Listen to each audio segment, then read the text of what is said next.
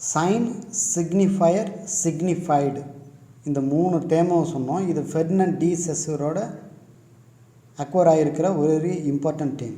இதில் sign, signifier, signified இந்த 3ல் எந்த டேம், எந்த வெர்பல் சைன் மென்டல் கான்செப்டோட பொருந்தி இருக்கு? சிக்னிஃபைடு.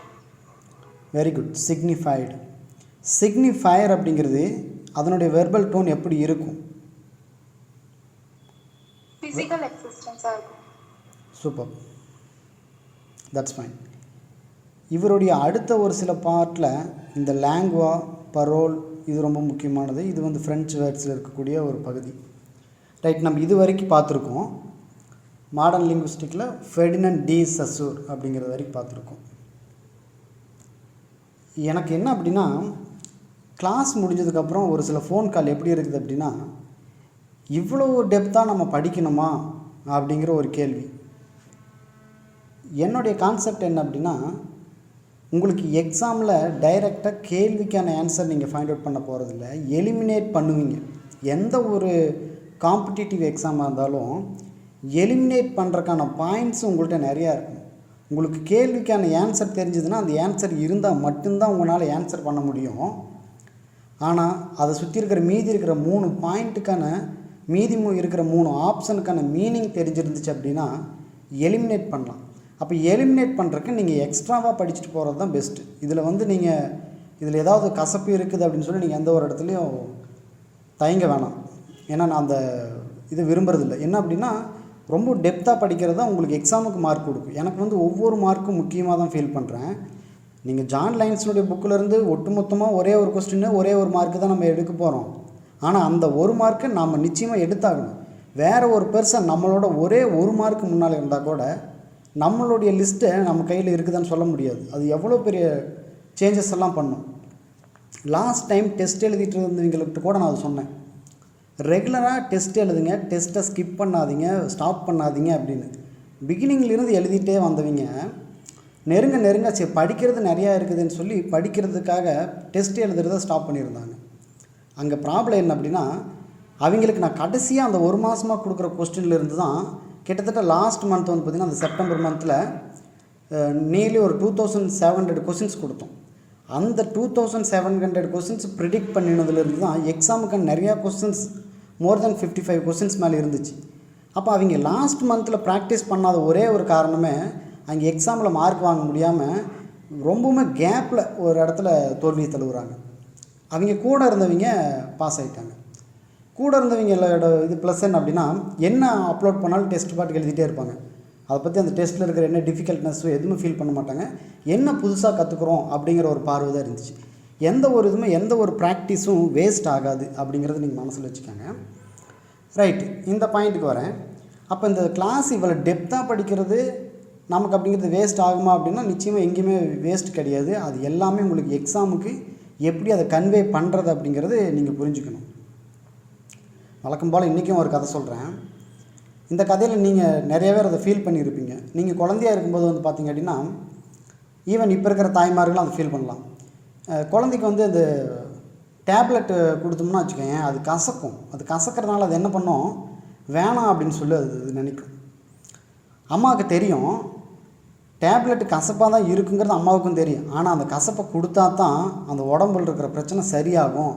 அப்போ அந்த கசப்பை கொடுக்கணும் அப்படிங்கிறது நிதர்சனம். இது நீங்கள் நான் தான் உங்களுக்கு அம்மா. எந்த ஒரு இடத்துலையும் நீங்கள் கசப்பாக இருக்குதுன்னு சொன்னீங்கனாலும் நான் அந்த டேப்லெட் தரதை நிறுத்த போகிறதில்ல. ஆனால் ஒரு ஆப்ஷன் இருக்குது, டேப்லெட்டை வாங்கி நீங்கள் சாப்பிட்றது சாப்பிடாம போகிறது உங்கள் கையில் இருக்குது. பட் ஸ்கூலில் சொல்லுவாங்க, ஏதாவது ஹோம்ஒர்க் பண்ணல அப்படின்னா நீங்களே உங்களை ஏமாற்றிக்கிறீங்க அப்படின்னு. அந்த வார்த்தையை இந்த பொறுத்திக்கல. அதனால் இங்கே நான் கொடுக்குற டேப்லெட் கசப்புன்னு சொல்லி ஃபீல் பண்ணாதீங்க. அதுதான் நோயை தீக்கும், உங்களை ஜெயிக்க வைக்கணும் அப்படிங்கிறது தான் என்னுடைய மிகப்பெரிய ஆழ்ந்த முயற்சியாகவே இருக்கும். தினமும் அதை பற்றி நிறைய யோசிப்பேன். Right, come to the point. Modern linguistics, priority of spoken language. அப்போ ஸ்போக்கன் லாங்குவேஜுக்கான ப்ரியாரிட்டி என்ன? இப்போ நாம் இன்னும் ஒரு சில தியரிஸ் எல்லாம் பார்க்கவே இல்லை. இந்த புஃபு தியரி எல்லாமே இன்னும் அதுக்குள்ளே போகவே இல்லை. அதனுடைய டைப்பே வேறு. நாம் வந்து இப்போது லிங்குவிஸ்டிக்குள்ளே தான் இருக்கோம், லாங்குவேஜுக்குள்ளே போகலை. இதை நீங்கள் நல்லா புரிஞ்சுக்கணும். லாங்குவேஜுக்குள்ளே போகும்போது தான் அந்த பர்டிகுலர் தியரிஸ் எல்லாம் பார்த்துட்டு நிறைய அனலைஸ் பண்ணுவோம். இப்போ நம்ம லிங்குவிஸ்டிக் லாங்குவேஜுக்கு அடுத்த லெவலாக இருக்கக்கூடிய லிங்குவிஸ்டிக்ஸ் தான். அப்போ அது லிங்குவிஸ்டிக்னே தெரியாமல் ஒரு கிராமர் அப்படிங்கிற பார்ட்டில் தான் ட்ராவல் ஆகிட்டுருக்கு, நாமளும் அதை தான் ட்ராவல் பண்ணிகிட்ருக்கோம். அப்போ மாடர்ன் லிங்குவிஸ்டிக்கில் இந்த கான்செப்டில் பார்க்கும்போது ஸ்போக்கன் லாங்குவேஜினுடைய ப்ரியாரிட்டி என்ன அப்படிங்கிறது இது பாருங்கள். Speech is older than writing. இப்போ இருக்கிற ரைட்டிங் விடவும் ஸ்பீச் அப்படிங்கிறது தான் ரொம்ப பழசு, ரைட்டிங் பின்னால் தான் வந்துச்சு அப்படிங்கிற ஒரு கான்செப்ட்டு முன்வைக்கிறாங்க. இதுதான் ப்ரியாரிட்டி ஆஃப் ஸ்போக்கன் லாங்குவேஜ். அப்போ அந்த ஸ்போக்கன் லாங்குவேஜ் இருந்ததுனால தான் அதுக்கு அடுத்தடுத்த நிகழ்வு தான் ரிட்டன் லாங்குவேஜும் வந்துச்சு அப்படின்னு சொல்லி ஒரு சாரார். நீங்கள் இந்த லிங்குவிஸ்டிக் பொறுத்த வரைக்கும் எல்லா இடத்துலையும் 2 பேர் இருப்பாங்க. ஒருத்தர் அக்செப்ட் பண்ணிக்குவாங்க, ஒருத்தர் அக்செப்ட் பண்ண மாட்டாங்க. ஒருத்தர் ரெகுலரை ஃபாலோ பண்ணுவாங்க, இன்னொருத்தர் இர்ரெகுலரை ஃபாலோ பண்ணுவாங்க. ஒருத்தர் டிஸ்கிரிப்டிவ் டைப்பை ஃபாலோ பண்ணுவாங்க, இன்னொருத்தர் ப்ரிஸ்கிரிப்டிவ் டைப் அப்படிங்கிறத ஃபாலோ பண்ணுவாங்க. அப்போ லிங்குவிஸ்டிக் அப்படிங்கிறது டபுள்லேயே தான் இருக்கும். அப்போ ஒரு சிலர் என்னங்கிறாங்க, ரைட்டிங்கும் ஸ்பீச்சும் ஒரே டைமில் தான் வந்துச்சு அப்படிங்கிறாங்க. இந்த எழுத்து முறையும் உச்சரிப்பு முறையும் சேமாக இருக்கும்போது அதை ஏற்றுக்கிறாங்க. இப்போ தமிழ் அப்படிங்கிறத நீங்கள் எடுத்துக்கிட்டிங்க அப்படின்னா, நீங்கள் அந்த உச்சரிப்பு முறையும் அந்த லெட்டர்ஸ் எடுத்து தனியாக உச்சரித்து பார்த்தாலுமே 2மே ஒரே மாதிரி தான் இருக்கும். அந்த லெட்டர்ஸ் ஒன்று சேர்த்து படித்தாலுமே அந்த ஒலிப்பு முறையும் ஒரே மாதிரி தான் இருக்கும். அப்போ இந்த இடத்துல அந்த வேரியேஷன்ஸ் அப்படிங்கிறதே இல்லை அப்படிங்கிற இந்த மாதிரி ஒரு சிலர் வைக்கிறாங்க. இதுவே இங்கிலீஷ் எடுத்து பார்த்திங்க அப்படின்னா அந்த சவுண்டை உச்சரிக்கிறதுக்கும் அந்த லெட்டரை உச்சரிக்கிறதுக்கும் வேறுபாடு அப்படிங்கிறது நிறையாவே இருக்கும். அப்போ இவங்க ஃபஸ்ட்டு குரூப் என்ன சொல்கிறாங்க அப்படின்னா, இந்த இடத்துல நீங்கள் புரிஞ்சுக்கிறது 2 பேர்த்தினுடைய பாயிண்ட்டையும் புரிஞ்சுக்கணும். இந்த ப்ரியாரிட்டி ஆஃப் ஸ்போக்கன் லாங்குவேஜில் ஃபஸ்ட் பாயிண்டில் என்ன சொல்கிறாங்கன்னா, இந்த ஸ்போக்கன் லாங்குவேஜ் அப்படிங்கிறது தான் ரிட்டன் விடவும் முன்னாடியே வந்துடுச்சு, அதுதான் ரொம்ப பழசு அப்படிங்கிறாங்க. அடுத்தது எல்லா சிஸ்டத்துலேயும், அதாவது எல்லா ரைட்டிங் சிஸ்டத்துலேயும் எதை பேஸ் பண்ணி இருக்குது அப்படின்னா ஸ்போக்கன் லாங்குவேஜை பேஸ் பண்ணி தான் ரிட்டன் கான்செப்டே இருக்குது. ஒரு ரைட்டிங் சிஸ்டம் அப்படின்னா ஸ்போக்கன் லாங்குவேஜ் தான் மையமாக இருக்கும். அந்த ஸ்போக்கன் லாங்குவேஜில் இருந்து தான் ரைட்டிங் அப்படிங்கிறது உருவாக்குறோம். எப்படி இந்த ஸ்போக்கன் லாங்குவேஜுக்கு இந்த அனமடோபியா எல்லாம் யூஸ் பண்ணுறோம், இந்த டெமான்ஸ்ட்ரேட்டெல்லாம் இருந்துச்சோ அதே மாதிரி அதை மையமாக வச்சு சித்திரை எழுத்துக்கள் எழுதுறது, இந்த வரிவடிவ எழுத்துக்கள் எழுதுறது, இந்த மாதிரி விஷயங்கள் எல்லாம் வந்துச்சு அப்படிங்கிறாங்க. இப்போ நீங்கள் சைனீஸ் மொழியெல்லாம் எடுத்து பார்த்தீங்க அப்படின்னா அவங்க மொழி வந்து பார்த்திங்கன்னா அது சித்திரை எழுத்துக்கள், அதுவே வந்து பார்த்திங்கன்னா ஒரு வரைஞ்ச மாதிரி தான் இருக்கும். இப்போ தமிழெல்லாம் வந்து பார்த்திங்கன்னா வரிவடிவ எழுத்துக்கள். இப்போ இந்த மாதிரி டைப் ஆஃப் இது மாறிடுச்சு. இதெல்லாம் வந்து எத்னிக் பேசிக். இப்போ இந்த எத்னிக் பேசிக்ஸ் அப்படிங்கிறது புரிஞ்சுக்கிட்டிங்க அப்படின்னா ஈவன் இந்த சைனா, அதில் இருக்கிற அந்த தாய்லாந்து, இந்த ஜப்பான், இவங்கெல்லாம் ஒரு எத்னிக் குரூப்பாக இருந்தாங்க. அப்போ அவங்களுடைய ஃபேஷியல் ஸ்ட்ரக்சர் கூட ஒரு எத்னிக் ஃபேஷியல் ஸ்ட்ரக்சராக தான் இருக்கும். அப்போ அவங்களுடைய எழுத்துக்கள் ஒரு மாதிரி இருக்கும், நாம் பயன்படுத்தின எழுத்துக்கள் ஒரு மாதிரி இருக்கும். அப்போ இந்த ஸ்போக்கனில் இருந்து ரிட்டனுக்கு வருது. அப்போ எல்லா ரைட்டிங்கும் demonstrably based upon units of spoken language. இதெல்லாம் தியரிட்டிக்கல் பார்ட். நீங்கள் என்ன பண்ணணும்னா தியரியாக புரிஞ்சுக்கிட்டே இருக்கணும். ஒரு சில பாயிண்ட்டு அப்படி நச்சுன்னு வரும், அதை நீங்கள் கரெக்டாக கேப்சர் பண்ணி ஸ்டோர் பண்ணிக்கணும். இந்த மாதிரி விஷயங்களெல்லாம் அந்த தியரியெல்லாம் தன்னாப்பெல்லாம் நீங்கள் அனலைஸ் பண்ணிகிட்டே இருக்கலாம். ரைட். இப்போ இந்த ஸ்போக்கன் லாங்குவேஜ்லேயும் ரிட்டன் லாங்குவேஜ்லேயும் இருக்கக்கூடிய ஒரு சில கைண்ட்ஸ் இதை தாண்டியும் வந்துட்டுருக்குது. இன்றைக்கி இது வளர்ந்துக்கிட்டே தான் இருக்குது. பிகினிங்கில் இருந்து வெரி மேஜரான ஒரு சில டிஸ்கிரிப்ஷன். இதை லிங்குவிஸ்டிக்ஸ் எப்படி அதை பிரிக்கிறாங்க அப்படிங்கிறது பார்ப்போம். அப்போ லிங்குவிஸ்டிக்ஸ் ஜென்ரலாக என்ன பண்ணுறாங்க அப்படின்னா 3 டிஃப்ரெண்ட் கைண்ட்ஸ் யூனிட்ஸாக பிரித்து காட்டுறாங்க. ஃபஸ்ட்டு வந்து பார்த்திங்கன்னா ஸ்போக்கன் லாங்குவேஜில் பிரித்து காட்டினது 1 சவுண்ட்ஸு, 2வது சிலபல்ஸ், 3வது வேர்ட்ஸ். இந்த 3 டிஃப்ரெண்ட் கைண்ட்ஸாக அதை பிரித்து காட்டுறாங்க. இப்போ இந்த 3 சேர்ந்து தான் ஒரு ஸ்போக்கன் லாங்குவேஜை உருவாக்குது அப்படிங்கிறாங்க. இப்போ இந்த ஸ்போக்கன் லாங்குவேஜை ஃபாலோ பண்ணி தான் அடுத்தது ரைட்டிங் சிஸ்டம் பேஸ்ட் ஆகுது. இந்த ரைட்டிங் சிஸ்டத்தில் பேஸ் பண்ணியிருக்கும்போது இதுலேயும் 3 இருக்குது. 1 ஆல்ஃபபெட்டிக். எப்படி ஸ்போக்கன் லாங்குவேஜில் அந்த சவுண்ட்ஸ் இருக்குதோ ஆ அப்படிங்கிறோம், தமிழில் ஆ ஆ அப்படிங்கிறோம், இங்கிலீஷில் வந்து பார்த்திங்கன்னா அ ஏ அப்படிங்கிற வேர்ட்ஸ் எல்லாம் சவுண்ட்ஸ் எல்லாம் ப்ரொனவுன்ஸ் பண்ணுறோம். இது எல்லாத்தையும் ஆல்ஃபபெட்டிக்காக மாற்றுறாங்க.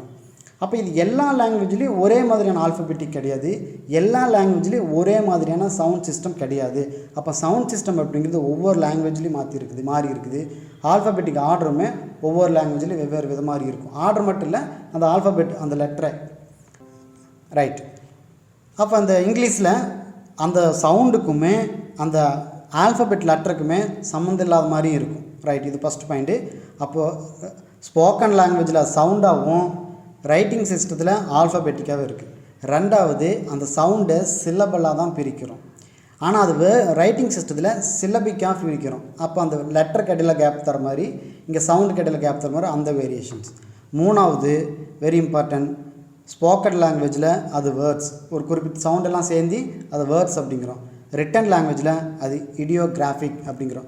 இது இடியோகிராஃபிக் அப்படின்னாலே இந்த ஒரு குறிப்பிட்ட எழுத்துக்களெல்லாம் ஒன்றிணைக்கிறது தான் இடியோகிராஃபிக். அப்படி அந்த எழுத்துக்களெல்லாம் ஒன்றிணைத்து அதை ஒரு வேர்டாக மாற்றி கொடுக்குறது தான் ரிட்டனில் இடியோகிராஃபிக் அப்படிங்கிறோம். நல்லா பாயிண்ட்டை புரிஞ்சுக்கணும். ஸ்போக்கனில் 3 சவுண்ட்ஸு, சிலபல்ஸு, வேர்ட்ஸு. இதே ரைட்டிங் சிஸ்டத்தில் பேஸ் பண்ணும்போது ஆல்ஃபபெட், சிலபிக், ஐடியோகிராஃபிக், இது 3ஐயும் நீங்கள் அண்டர்ஸ்டாண்ட் பண்ணிக்கோங்க. இது எல்லாமே பேசிக் ஸ்ட்ரக்சர். இது வெரி வெரி பேசிக் ஸ்ட்ரக்சர். இதை நம்ம திரும்பலாம் படிக்கக்கூடாது. Just keep it in your mind. Right. அடுத்த ஒரு கான்செப்ட் பார்த்திங்கன்னா ஹோமோஃபோன்ஸ். இந்த ஹோமோஃபோன்ஸ் அப்படிங்கிறது உங்களுக்கு இந்த இடத்துல ப்ரியாரிட்டி ஆஃப் ஸ்போக்கன் லாங்குவேஜில் இருக்கக்கூடிய முக்கியமான இன்னொரு பாயிண்ட்டு. இந்த ஹோமோஃபோன்ஸ் பொறுத்த வரைக்கும் இப்போ ஒரு எக்ஸாம்பிள் சொல்கிறேன் பாருங்கள். மீட் அப்படிங்கிறேன். இப்போ இந்த மீட் அப்படிங்கிறது நான் என்ன மீனிங்கில் சொன்னேன் அப்படிங்கிறது எனக்கு தான் தெரியும். பட் இந்த ஸ்போக்கனில் அதுக்கு முன்னால் இருக்கிற வேர்டு பின்னால் இருக்கிற வேர்டு வச்சு தான் எம்இஇடியா எம்இஏடியா இந்த மீட் ரெண்டுமே ஒரே ப்ரொனவுன்சியேஷன் தான். ஆனால் ஸ்பெல்லிங் மட்டும்தான் வேறு இருக்கும். அப்போ அந்த பக்கத்தால் இருக்கிற வேர்டு தான் அந்த வேர்டு நான் சொல்ல வந்த ஹோமோஃபோன்ஸை ப்ரூவ் பண்ணும். அப்போ இந்த ஹோமோஃபோன்ஸ் அப்படிங்கிறது இந்த ஸ்போக்கன் லாங்குவேஜில் ஒரு முக்கியமான ஒரு பாயிண்ட்டு. இது என்ன பண்ணுது, நம்ம எழுதுகிறப்போ ஒரு டிஸ்டிங்ஷனும் ஸ்போக்கனில் வேறு ஒரு டிஸ்டிங்ஷனும் ஏற்படுது அப்படிங்கிறது ஒரு கான்செப்ட். அப்போ இதெல்லாம் இப்போ எதை காட்டுது அப்படின்னா ஸ்போக்கன் லாங்குவேஜ்க்கு இருக்கக்கூடிய ஒரு ப்ரியாரிட்டி. இப்போ நீங்கள் ஒன்று புரிஞ்சுக்காங்க, லிங்குவிஸ்டிக்கை நம்ம படிச்சுட்டு இருக்கிறோம். இந்த ஸ்கோப் ஆஃப் லிங்குவிஸ்டிக் எல்லாமே இப்போ இந்த மாதிரி சின்ன சின்ன பாயிண்ட் எல்லாமே ஸ்கோப் ஆஃப் லிங்குவிஸ்டிக்ஸ்குள்ளே நீங்கள் எடுத்து ஆட் பண்ணிக்கணும். நீங்கள் வெறும் ஜஸ்ட்டு லிங்குவிஸ்டிக்னால் இந்த ஃபோனட்டிக்ஸ் ஃபோனாலஜி மட்டும்தான் இருக்கும் அப்படிங்கிறதுக்கு தாண்டி இந்த கான்கர்டு கவர்மெண்ட்டு இது எல்லாத்தையும் நீங்கள் ஆட் பண்ணி தான் படிக்கணும். இதெல்லாம் ஒவ்வொன்றா இன்னர் பாயிண்ட்டில் இருந்துகிட்டே இருக்கும். அதை நீங்கள் கேப்சர் பண்ணிக்கணும். ரைட். இந்த இடத்துல இந்த ப்ரியாரிட்டி ஆஃப் ஸ்போக்கன் லாங்குவேஜுக்கு சைனீஸை ஒரு பெஸ்ட்டு எக்ஸாம்பிளாக எடுத்துக்கலாம். இந்த சைனீஸ் டயலெக்ட்ஸ் பார்த்திங்க அப்படின்னா மேண்டரின், கேண்டோனீஸ் இந்த 2 டயலெக்டும் ஒரு இம்பார்ட்டண்ட்டாக எடுத்துக்காங்க. ஏன் அப்படின்னா இந்த டைலெக்ட் பேசுகிறவங்களுக்கு ஒரே ஒரு விஷயம் என்ன அப்படின்னா இவங்களுடைய கம்யூனிகேஷன் ரேட்டில் பார்த்திங்கன்னா ஈஸியாக இருக்கும், அண்டர்ஸ்டாண்ட் பண்ணிக்குவாங்க. பட் அந்த ஸ்பீச்சில் இவங்களுடைய கம்யூனிகேஷன் இந்த 2 டைலெக்டையும் ஒரே இடத்துல மெர்ஜ் பண்ணுனா அந்த ஸ்பீச் அப்படிங்கிறது சரியாக அமைஞ்சிருக்காது, அவங்களால புரிஞ்சிக்க முடியாது. ரைட். இதில் பாருங்கள், இந்த சைனீஸ் இதில் பார்த்திங்கன்னா மேண்டரின், கேண்டோனோஸ். இதுக்கு எக்ஸாம்பிள் நமக்கு தமிழ்நாட்டில் இருக்கக்கூடிய ஒரு டைலெக்ட் சொல்கிறேன்.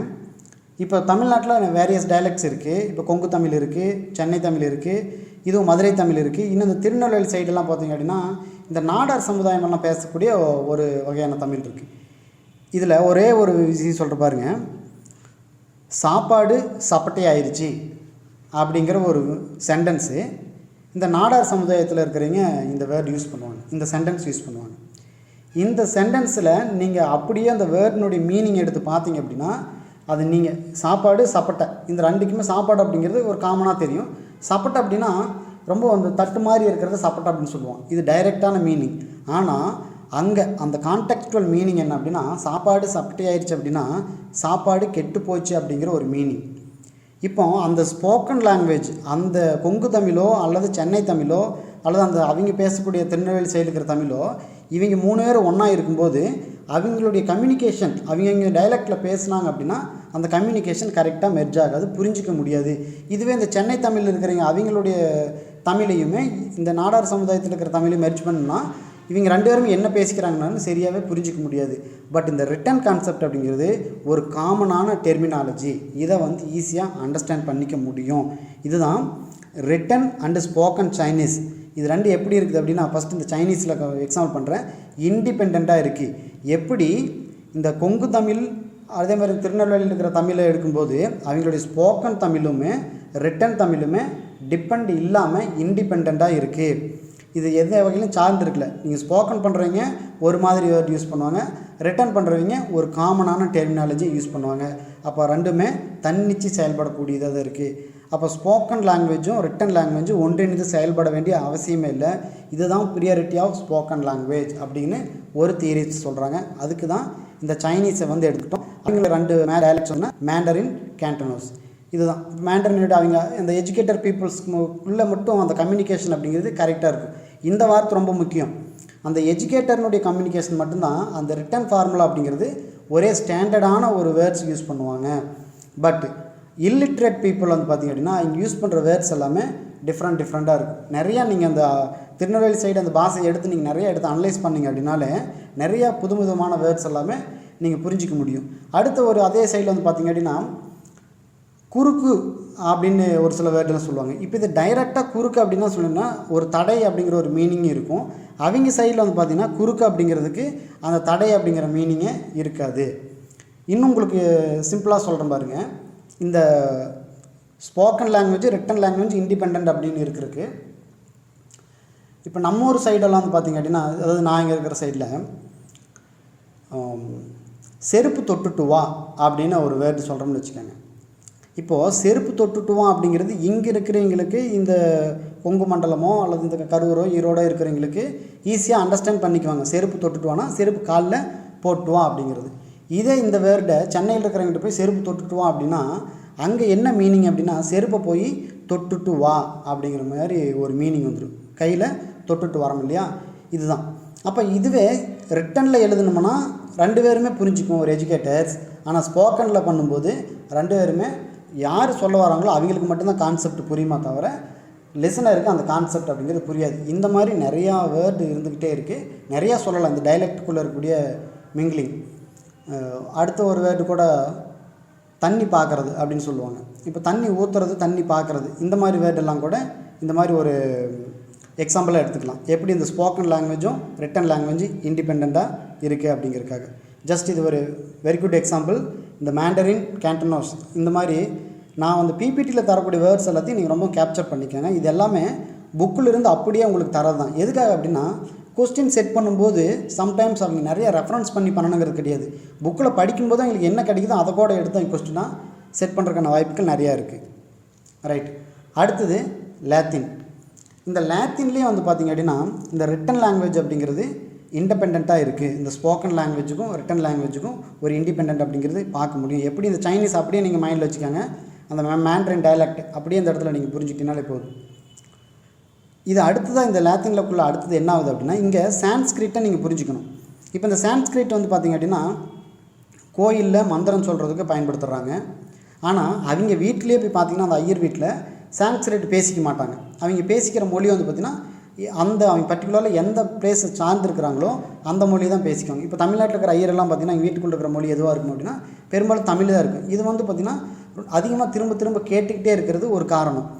ஆனால் இந்த சான்ஸ்கிரிட் அப்படிங்கிறது அந்த கோயிலுக்குள்ளே அந்த மந்திரம் ஊதுகிற மட்டும்தான் பயன்படுத்துவாங்க.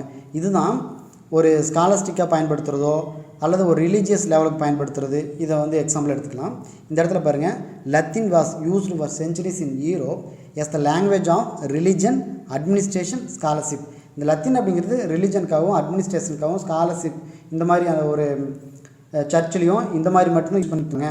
நாளடைவில் என்ன ஆகிடுச்சு அப்படின்னா அது டெட் லாங்குவேஜாக வருது. இந்த லாங்குவேஜ் இப்போ எப்படி சான்ஸ்கிரிட் அப்படிங்கிறது இப்போவுமே அது கோயிலையோ அல்லது மக்கள் சொல்லும்போதும் அந்த சான்ஸ்கிரிட் சம்மந்தமான புத்தகங்கள் இருக்கும் மட்டுமே இருக்கும். ஆனால் புழக்கத்தில் மக்கள் மத்தியில் இல்லாமல் இருக்குதோ அதே மாதிரி தான் இந்த லத்தீன் டிப்ளமேட்ஸ் மட்டும் இருக்கிற அந்த லத்தீன் லாங்குவேஜ் இந்த ரெனசான்ஸ் யூரோப்பில் என்ன அப்படின்னா டெட் லாங்குவேஜ் ஆயிடுச்சு. அதை யார் யூஸ் பண்ண ஸ்காலர், ப்ரீஸ்ட், டிப்ளமேட்ஸ் மட்டும்தான் யூஸ் பண்ணுவாங்க.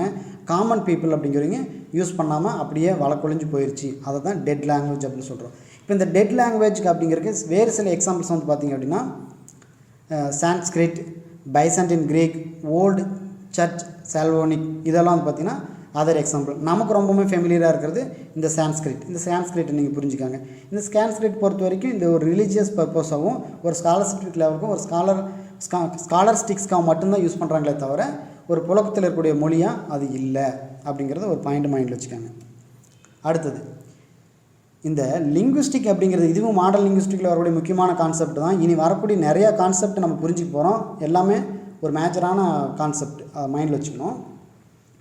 இந்த டிஸ்கிரிப்டிவ், ப்ரிஸ்கிரிப்டிவ் அப்படிங்கிற 2 இது இருக்குது.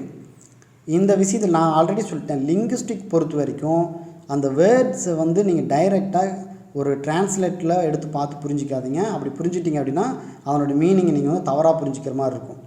இங்கே டிஸ்கிரிப்டிவ் அப்படிங்கிறது என்ன அப்படின்னா வித்தவுட் ரூல்ஸ், ப்ரிஸ்கிரிப்டிவ் அப்படிங்கிறது வித் ரூல்ஸ். இது ஃபஸ்ட்டு நீங்கள் அடுத்தடுத்த பாயிண்ட்டுக்கு போகிறதுக்கு முன்னால் நான் ஃபஸ்ட்டு ஏன் லிங்குவிஸ்டிக் ஈஸியாக டிஸ்கிரிப்டிவ் அப்படின்னு சொல்கிறேன் அப்படின்னு பாருங்கள். லாஸ்ட்டு ஒரு பாயிண்ட் கொடுத்துருக்கும் பாருங்கள், லிங்குவிஸ்டிக்ஸ் இஸ் டிஸ்கிரிப்டிவ் நாட் ப்ரிஸ்கிரிப்டிவ். ஏன் இது சொல்கிறாங்க அப்படிங்கிறத புரிஞ்சுக்கும். நான் முன்னாடியே சொல்லிட்டேன், லிங்குவிஸ்டிக்ஸ் அப்படிங்கிறது ஒரு பாஸ்ட்டில் நடந்த ஒரு விஷயத்தை எடுத்து மறுபடியும் கலைச்சி பார்க்குறது தான், அது எப்படி இருக்குதுன்னு விவரித்து பார்க்குறது தான் லிங்குவிஸ்டிக்ஸ். ஆல்ரெடி முடிச்சு போன விஷயத்தை தான் எடுத்து உருவாக்குறாங்களே தவிர புதுசாக எதுவுமே இன்னோவேட்டிவ் பண்ணுறதே இல்லை. நீங்கள் டிஜி கிராமர் எடுத்துட்டாலும் சரி, வேறு எந்த ஒரு கிராமட்டிக்கல் பாயிண்ட் ஆஃப் வியூ இருந்தாலும் ஆல்ரெடி நடந்த சில நிகழ்வுகளை தான் டிஸ்கிரைப் பண்ணுவாங்களே தவிர புதுசாக பண்ண மாட்டாங்க. சரி, இது ஏன் லிங்குவிஸ்டிக் இஸ் டிஸ்கிரிப்டிவ் அப்படின்னு சொல்கிறேன். இப்போது ஒரு ரூலை ஃபஸ்ட்டு கிராமரை கற்றுக்கிட்டு அப்புறமேல் மொழியை கற்றுக்கிற விதம் ஒன்று இருக்குது. இன்னொன்று வந்து பார்த்திங்கன்னா மொழியை கற்றுறதுக்கப்புறம் கிராமர் கற்றுக்கிறது. இப்போ நமக்கு வந்து இந்த மதர் டங் வந்து புரிஞ்சுக்குவீங்க. இப்போ நம்மளுடைய தாய்மொழி தமிழ்னு வச்சுக்கோங்களேன். இப்போ தமிழ் நீங்கள் கற்றுக்கும்போது நீங்கள் வெரி இயர்லியாகவே கற்றுக்குறீங்க, ஒரு 2 வயசுலேயே கற்றுக்குவீங்க. அப்போ அந்த கிராமர் அப்படிங்கிறது நீங்கள் ஃபஸ்ட்டு கற்றுக்க மாட்டீங்க, ஆனால் மொழியை நீங்கள் கற்றுக்குவீங்க. பின்னால் ஒரு நாள் அது தேவைப்படும் போது அதனுடைய கிராமரை கற்றுக்குவீங்க. இதுவே இந்த இங்கிலீஷ் கற்றுற மெத்தட் வந்து பார்த்திங்கன்னா அந்த ஸ்கூல்லையெல்லாம் ஃபஸ்ட்டு கிராமரை சொல்லி கொடுத்துருவாங்க, ரூல்ஸை சொல்லி கொடுத்துருவாங்க, அதுக்கப்புறம் தான் அதனுடைய அப்ளிகேஷன்ஸ் அப்படிங்கிறதே வருது. இந்த மாதிரி ரூல்ஸ் தெரிஞ்சுக்கிட்டு அதனுடைய அப்ளிகேஷன் பின்னால் யூஸ் பண்ணுறது ப்ரிஸ்கிரிப்டிவ். ஃபஸ்ட்டு ரூல்ஸ் முன்னால் வரும், அதனுடைய யூசேஜ் பின்னால் வரும். ஃபஸ்ட்டே நம்ம யூசேஜ் பண்ணிவிட்டு அப்புறமேல அதுக்கு தகுந்த மாதிரி நம்ம ரூல்ஸ் எழுதுறது டிஸ்கிரிப்டிவ். அப்போ லிங்குவிஸ்டிக் அப்படிங்கிறது யூஸ் பண்ணதுக்கப்புறம் அதுக்கு தகுந்த மாதிரி தான் கிராமட்டிக்கல் ஸ்ட்ரக்சரையே ஃப்ரேம் பண்ணணும். இதுதான் நீங்கள் ஃபஸ்ட்டு புரிஞ்சுக்கணும். அப்போ இந்த லிங்குவிஸ்டிக் பொறுத்த வரைக்கும் இந்த லிட்ரரி லாங்குவேஜ் அப்படிங்கிறது லிங்குவிஸ்டிக் ஒரு நோப்லஸ்ட், குறிப்பாக சொன்னோன்னா ரொம்ப கரெக்ட். அது ஏன்னா பின்னால் நீங்கள் அது எல்லாத்தையும் அக்செப்ட் பண்ணிக்கிறீங்க, அதனால் அதில் எந்த ஒரு மாற்றமும் இல்லை. அது ஃபஸ்ட்டே யூஸ் பண்ண வச்சு ஆமாம் இது கரெக்ட் தான் அப்படின்னு நீங்கள் எடுத்துக்கிறீங்க. அப்போ ஒவ்வொரு சோசியலாகவும் இருக்கட்டும், ரீஜனலாகவும் இருக்கட்டும், இந்த லாங்குவேஜ் அப்படிங்கிறது எப்படி இருக்குது அப்படின்னா அதுக்குன்னு ஒரு பியூரிட்டி, அதுக்குன்னு ஒரு கரெக்ட்னஸ் அப்படிங்கிறது இருக்குது. இது எல்லா லாங்குவேஜ்லேயும், ஏன்னா ஃபஸ்ட் டைம் யூட்டிலைஸ் பண்ணிவிட்டு இதுதான் கரெக்டு அப்படிங்கிறத அது ப்யூர் பண்ணி காட்டுது, அது பியூரிட்டி காட்டுது, அதனுடைய ஸ்ட்ராங்னஸை காட்டுது, அதனுடைய ஸ்டாண்டர்டை காட்டுது. அப்போ ஒவ்வொரு லாங்குவேஜுக்குமே அதனுடைய பியூரிட்டி அண்ட் கரெக்ட்னஸ் அப்படிங்கிறது இருக்குது. அது சோசியலாக இருக்கட்டும், அது ரீஜனலாக இருக்கிற லாங்குவேஜாக இருந்தாலும் சரி, அது வந்து ஏற்புடையது தான். அப்போ இது எதை வந்து அப்போது அதை மறுபடியும் என்ன பண்ணுறாங்க, அதை ரியலைஸ் பண்ணுறாங்க, சேம் டைம்ஸ் அதை அக்செப்டும் பண்ணிக்கிறாங்க. இப்போ நீங்கள் அக்ரிமெண்ட், இப்போ நவுன் கூட நடக்கிற அக்ரிமெண்ட் தெரியும், சப்ஜெக்ட் வெர்பு அப்படிங்கிறப்போ ஹீ அப்படின்னு இருக்குது. ஹீக்கு அப்புறம் கூடிய அந்த வெர்பு வந்து பார்த்திங்கன்னா சிங் இருக்குதுன்னு வச்சுக்கோங்களேன். அப்போ அதனுடைய அக்ரிமெண்ட் எப்படி இருக்குது, சிங்ஸ். இது நீங்கள் ஒரு லாங்குவேஜில் அந்த சென்டென்ஸினுடைய கம்ப்ளீஷனுக்காக நீங்கள் ஹீ சிங்ஸ் அப்படின்னு யூஸ் பண்ணுறோம், தே யூஸ் பண்ணால் தே சிங். அப்போ இது சப்ஜெக்ட்டுக்கும் வெர்புக்கு இருக்கிற அந்த அக்ரிமெண்ட். இப்போ இந்த அக்ரிமெண்ட் என்ன பண்ணுறோம், நம்ம அக்செப்ட் பண்ணிக்கிறோம். அப்போ ஒவ்வொரு லாங்குவேஜ்லேயும் நடக்கிற அந்த கரெக்ட்னஸை அக்செப்ட் பண்ணிக்கிறோம். அதனால் அதை அக்செப்ட் பண்ணிக்கிறனால தான் ஃபஸ்ட்டே ரூல்ஸ் உருவாயிருச்சு.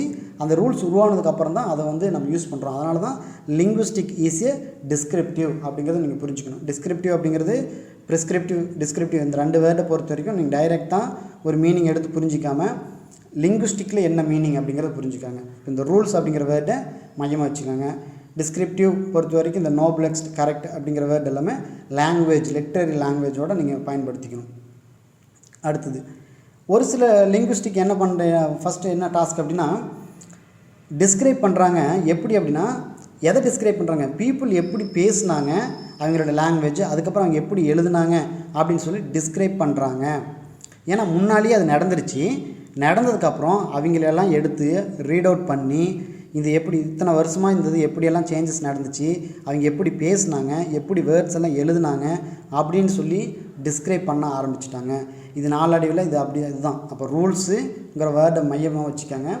முன்னாடியே நம்ம புரிஞ்சுக்கிட்டது என்ன அப்படின்னா அதனுடைய கண்டென்ட்டு, அந்த யூசேஜை புரிஞ்சுக்கிட்டு பின்னால் ரூல்ஸை கிராமட்டிக்கலாக அப்ளை பண்ணிக்கிட்டோம். இதைத்தான் ரியலைஸ் பண்ணணும், இதைத்தான் அக்செப்ட் பண்ணணும். அதனால தான் லிங்குவிஸ்டிக் இஸ் டிஸ்கிரிப்டிவ் நாட் ப்ரிஸ்கிரிப்டிவ். இந்த நார்மேட்டிவ் வேர்டெல்லாம் ப்ரிஸ்கிரிப்டிவோட தொடர்படுத்தி வச்சுக்காங்க. ரைட். அதே இந்த லிங்குவிஸ்டிக் டிஸ்கிரிப்டிவ் நாட் ப்ரிஸ்கிரிப்டிவ் இதில் அடுத்ததாக இருக்கக்கூடிய விஷயம் என்ன அப்படின்னா இந்த எம்பேரிக்கல் ஃபேக்ட் அப்படிங்கிறத நீங்கள் புரிஞ்சுக்கணும். எல்லா லாங்குவேஜுக்குள்ளேயும் ஒரு விதமான சேஞ்சஸ் அப்படிங்கிறது இருக்கும். அது கான்ஸ்டண்ட்டாக ஒரு சேஞ்சஸ் நடந்துக்கிட்டே தான் இருக்கும். தொடர்ச்சியாக ஒரு வேர்டு அப்படிங்கிறது ரொம்ப நாள் புழக்கத்தில் இருக்கவும் இருக்காது. அதே மாதிரி ஒரே வேர்டுக்கு இருக்கிற மீனிங் அப்படிங்கிறது சேஞ்சஸ் ஆகாமல் இருக்காது. அப்போ அந்த மீனிங்க்கு தகுந்த மாதிரி நம்ம வேர்ட்ஸுமே உருவாக்கிக்கிட்டே தான் இருப்போம். தேவைக்கு தகுந்த மாதிரி நிறைய வேர்டு மாற்றிக்குவோம். இப்போது ஜெய்ஹோ அப்படிங்கிற ஒரு வேர்டு வந்து பார்த்திங்கன்னா ஒரு 1000 வருஷத்துக்கு முன்னால் போய் எடுத்து பார்த்தீங்க அப்படின்னா ஜெய்ஹோ அப்படிங்கிற ஒரு வேர்டே இருக்காது. பட் இன்றைக்கி அந்த டிக்ஷனரி வரைக்கும் அது ரீச் ஆகுது. அப்போ ஒரு லாங்குவேஜில் இருக்கக்கூடிய ஒவ்வொரு வேர்டுமே கான்ஸ்டண்ட்டாக அந்த சேஞ்சஸ் ஆகிட்ருக்கும். ஈவன் அந்த லாங்குவேஜில் அந்த சப்ஜெக்ட் வைஸுமே ஒரு சேஞ்சஸ் ஆகிட்ருக்கும். எப்படி டிஜி கிராமரை எடுத்து பார்க்கும்போது சாம்ஸ்கி ஒரு சில டேர்ம்ஸ் எல்லாம் அதில் உங்களுக்கு நமக்கு சொல்லி காட்டினாரோ, எப்படி அந்த நவுன் பிரேசஸ் எல்லாத்தையும் எடுத்து இங்கே எடுத்து பிரித்து காட்டுறாரு இல்லையா? அப்போது அந்த சப்ஜெக்ட் அப்படிங்கிறது ஒரு சேஞ்சஸ். இதுக்கு முன்னால் வந்து பார்த்திங்கன்னா அது யாருமே உணரலை, இப்போ அதை எடுத்து உணர்றாங்க. அப்போ எல்லா லாங்குவேஜ்லேயும் ஒரு சேஞ்ச் அப்படிங்கிறது நடந்துக்கிட்டே தான் இருக்கும். அப்போ இந்த சேஞ்சஸ் அப்படின்னு நடக்கிறதுக்கு முக்கியமாக இருக்கக்கூடிய விஷயங்கள் என்ன அப்படின்னா இந்த பாரோ பண்ணுறது. இப்போ நீங்கள் ஒரு சில வேர்டு நம்ம ஃப்ரேம் பண்ணுவோம் அல்லது ஃபார்ம் பண்ணுவோம். சிலதெல்லாம் வந்து பார்த்திங்கன்னா பாரோ பண்ணி அந்த வெக்காபுலரி கூட இன்கார்பரேட் பண்ணி புதுசாக வேறு ஒரு எலிமெண்ட்டை உருவாக்குறது. அப்போ ஒரு லாங்குவேஜில் இருந்து இன்னொரு லாங்குவேஜுக்கு எல்லாத்தையும் டிரான்ஸ்பிளேஷன் பண்ணுறாங்க. அப்படி பண்ணும்போது புதுவிதமான ஒரு வேர்டும் கிடைக்கும். ஆனால் அந்த பழசு அப்படிங்கிறது லாஸ்ட் ஆயிரும். இதில் தான் fresh distinctions may be Tran and old distinctions last. இப்போ ஆல்ரெடி இருக்கிற டிஸ்டிங்ஷன் அப்படிங்கிறது அதை அப்படியே அதை விட்டு வழக்கொழிஞ்சு போயிடுறது. இப்போ அந்த ஒரு சில வேர்டெல்லாம் பார்த்திங்கன்னா இந்த நாவல்ஸ் படிக்கும்போதோ அல்லது இப்போ இருக்கிற அந்த காமிக் புக்ஸ் படிக்கும்போதெல்லாம் யூஸ் பண்ணுவாங்க. கிளி அப்படிங்கிற ஒரு வேர்டு யூஸ் பண்ணுவாங்க. அப்போ கிளி அப்படிங்கிறது நம்ம இப்போ பழங்காலமாக பயன்படுத்திருக்கிறது ஒரு பறவையின் பெயராக இருந்துச்சு. இப்போ அந்த கிளி ஆகிட்டான் அப்படின்னா வயிறு வந்து ஒரு பயத்தில் வந்து ஏற்படுது இல்லைங்களா? ஒரு திடீர்னு ஏதாவது ஒரு இன்சிடென்ட் நடந்துருச்சு அப்படின்னா அவனுக்குள்ளே ஒரு பயம் ஏற்படும். வயிற்றுக்குள்ளே அந்த கிளி ஆயிடுச்சுன்னு சொல்லுவோம் இல்லையா? அது அல்லது ஒரு பூரிப்பு அடையிறது. இந்த நீங்கள் அந்த ராட்டினை சுற்றும் போதெல்லாம் வந்து பார்த்திங்கன்னா அந்த வயிற்றுக்குள்ளே ஒரு ஜில்னஸ் இருக்கும். இப்போ அதையெல்லாத்தையுமே ஒரு கிளி அப்படிங்கிற ஒரு வேர்டுக்குள்ளே கொண்டு வரோம். இப்போ இதெல்லாம் வந்து பார்த்திங்க அப்படின்னா வேறு ஒரு இதில் இருந்து அதே இது மொழிக்குள்ளேயே நடக்கிற சில சேஞ்சஸ், சிலது வேறு மொழியிலிருந்து எடுத்துகிட்டு வந்து சில சேஞ்சஸ் எல்லாம் நடக்கும்.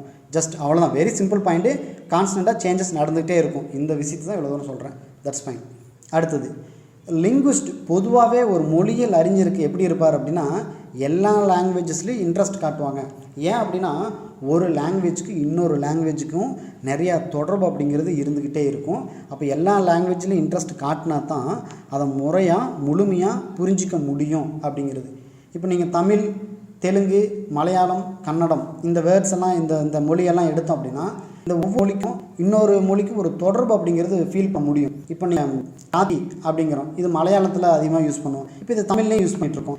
தமிழில் வந்து பார்த்திங்கன்னா இரவு அப்படிங்கிறதுக்கு பதிலாக தான் அங்கே ராத்திரி 8 மணிக்கு அப்படின்னு சொல்லுவாங்க. ஏதாவது டிவி சேனல்லாம் வந்து இது அட்வர்டைஸ் பண்ணும்போது அந்த மாதிரி வேர்ட்ஸ் எல்லாம் யூஸ் பண்ணுவாங்க. அப்போ ஒரு வேர்டுக்கு இன்னொரு வேர்டுக்கு ஏதோ ஒரு சிங்க் அப்படிங்கிறது இருந்துகிட்டே இருக்கும். அப்போ எல்லா மொழியும் நம்ம புரிஞ்சுக்கிட்டால் மட்டும்தான் அதை நாம் வந்து ஒரு லிங்குவிஸ்டிக்காகவே இருக்க முடியும். அப்போ இந்த இடத்துல ஒரு முக்கியமான பாயிண்ட் என்ன சொல்கிறாங்க அப்படின்னா க்ரீக்கில் இருக்கிற ஃபிலாசபியை அண்டர்ஸ்டாண்ட் பண்ணிக்கணும். அவருக்கு என்ன தெரிஞ்சிருக்கணும் அப்படின்னா க்ரீக்கும் கற்றுக்கணும், கூடவே லாத்தினும் கற்றுருக்கணும். அப்போ தான் அதில் இருக்கிற டேர்ம்ஸை புரிஞ்சிக்க முடியும்.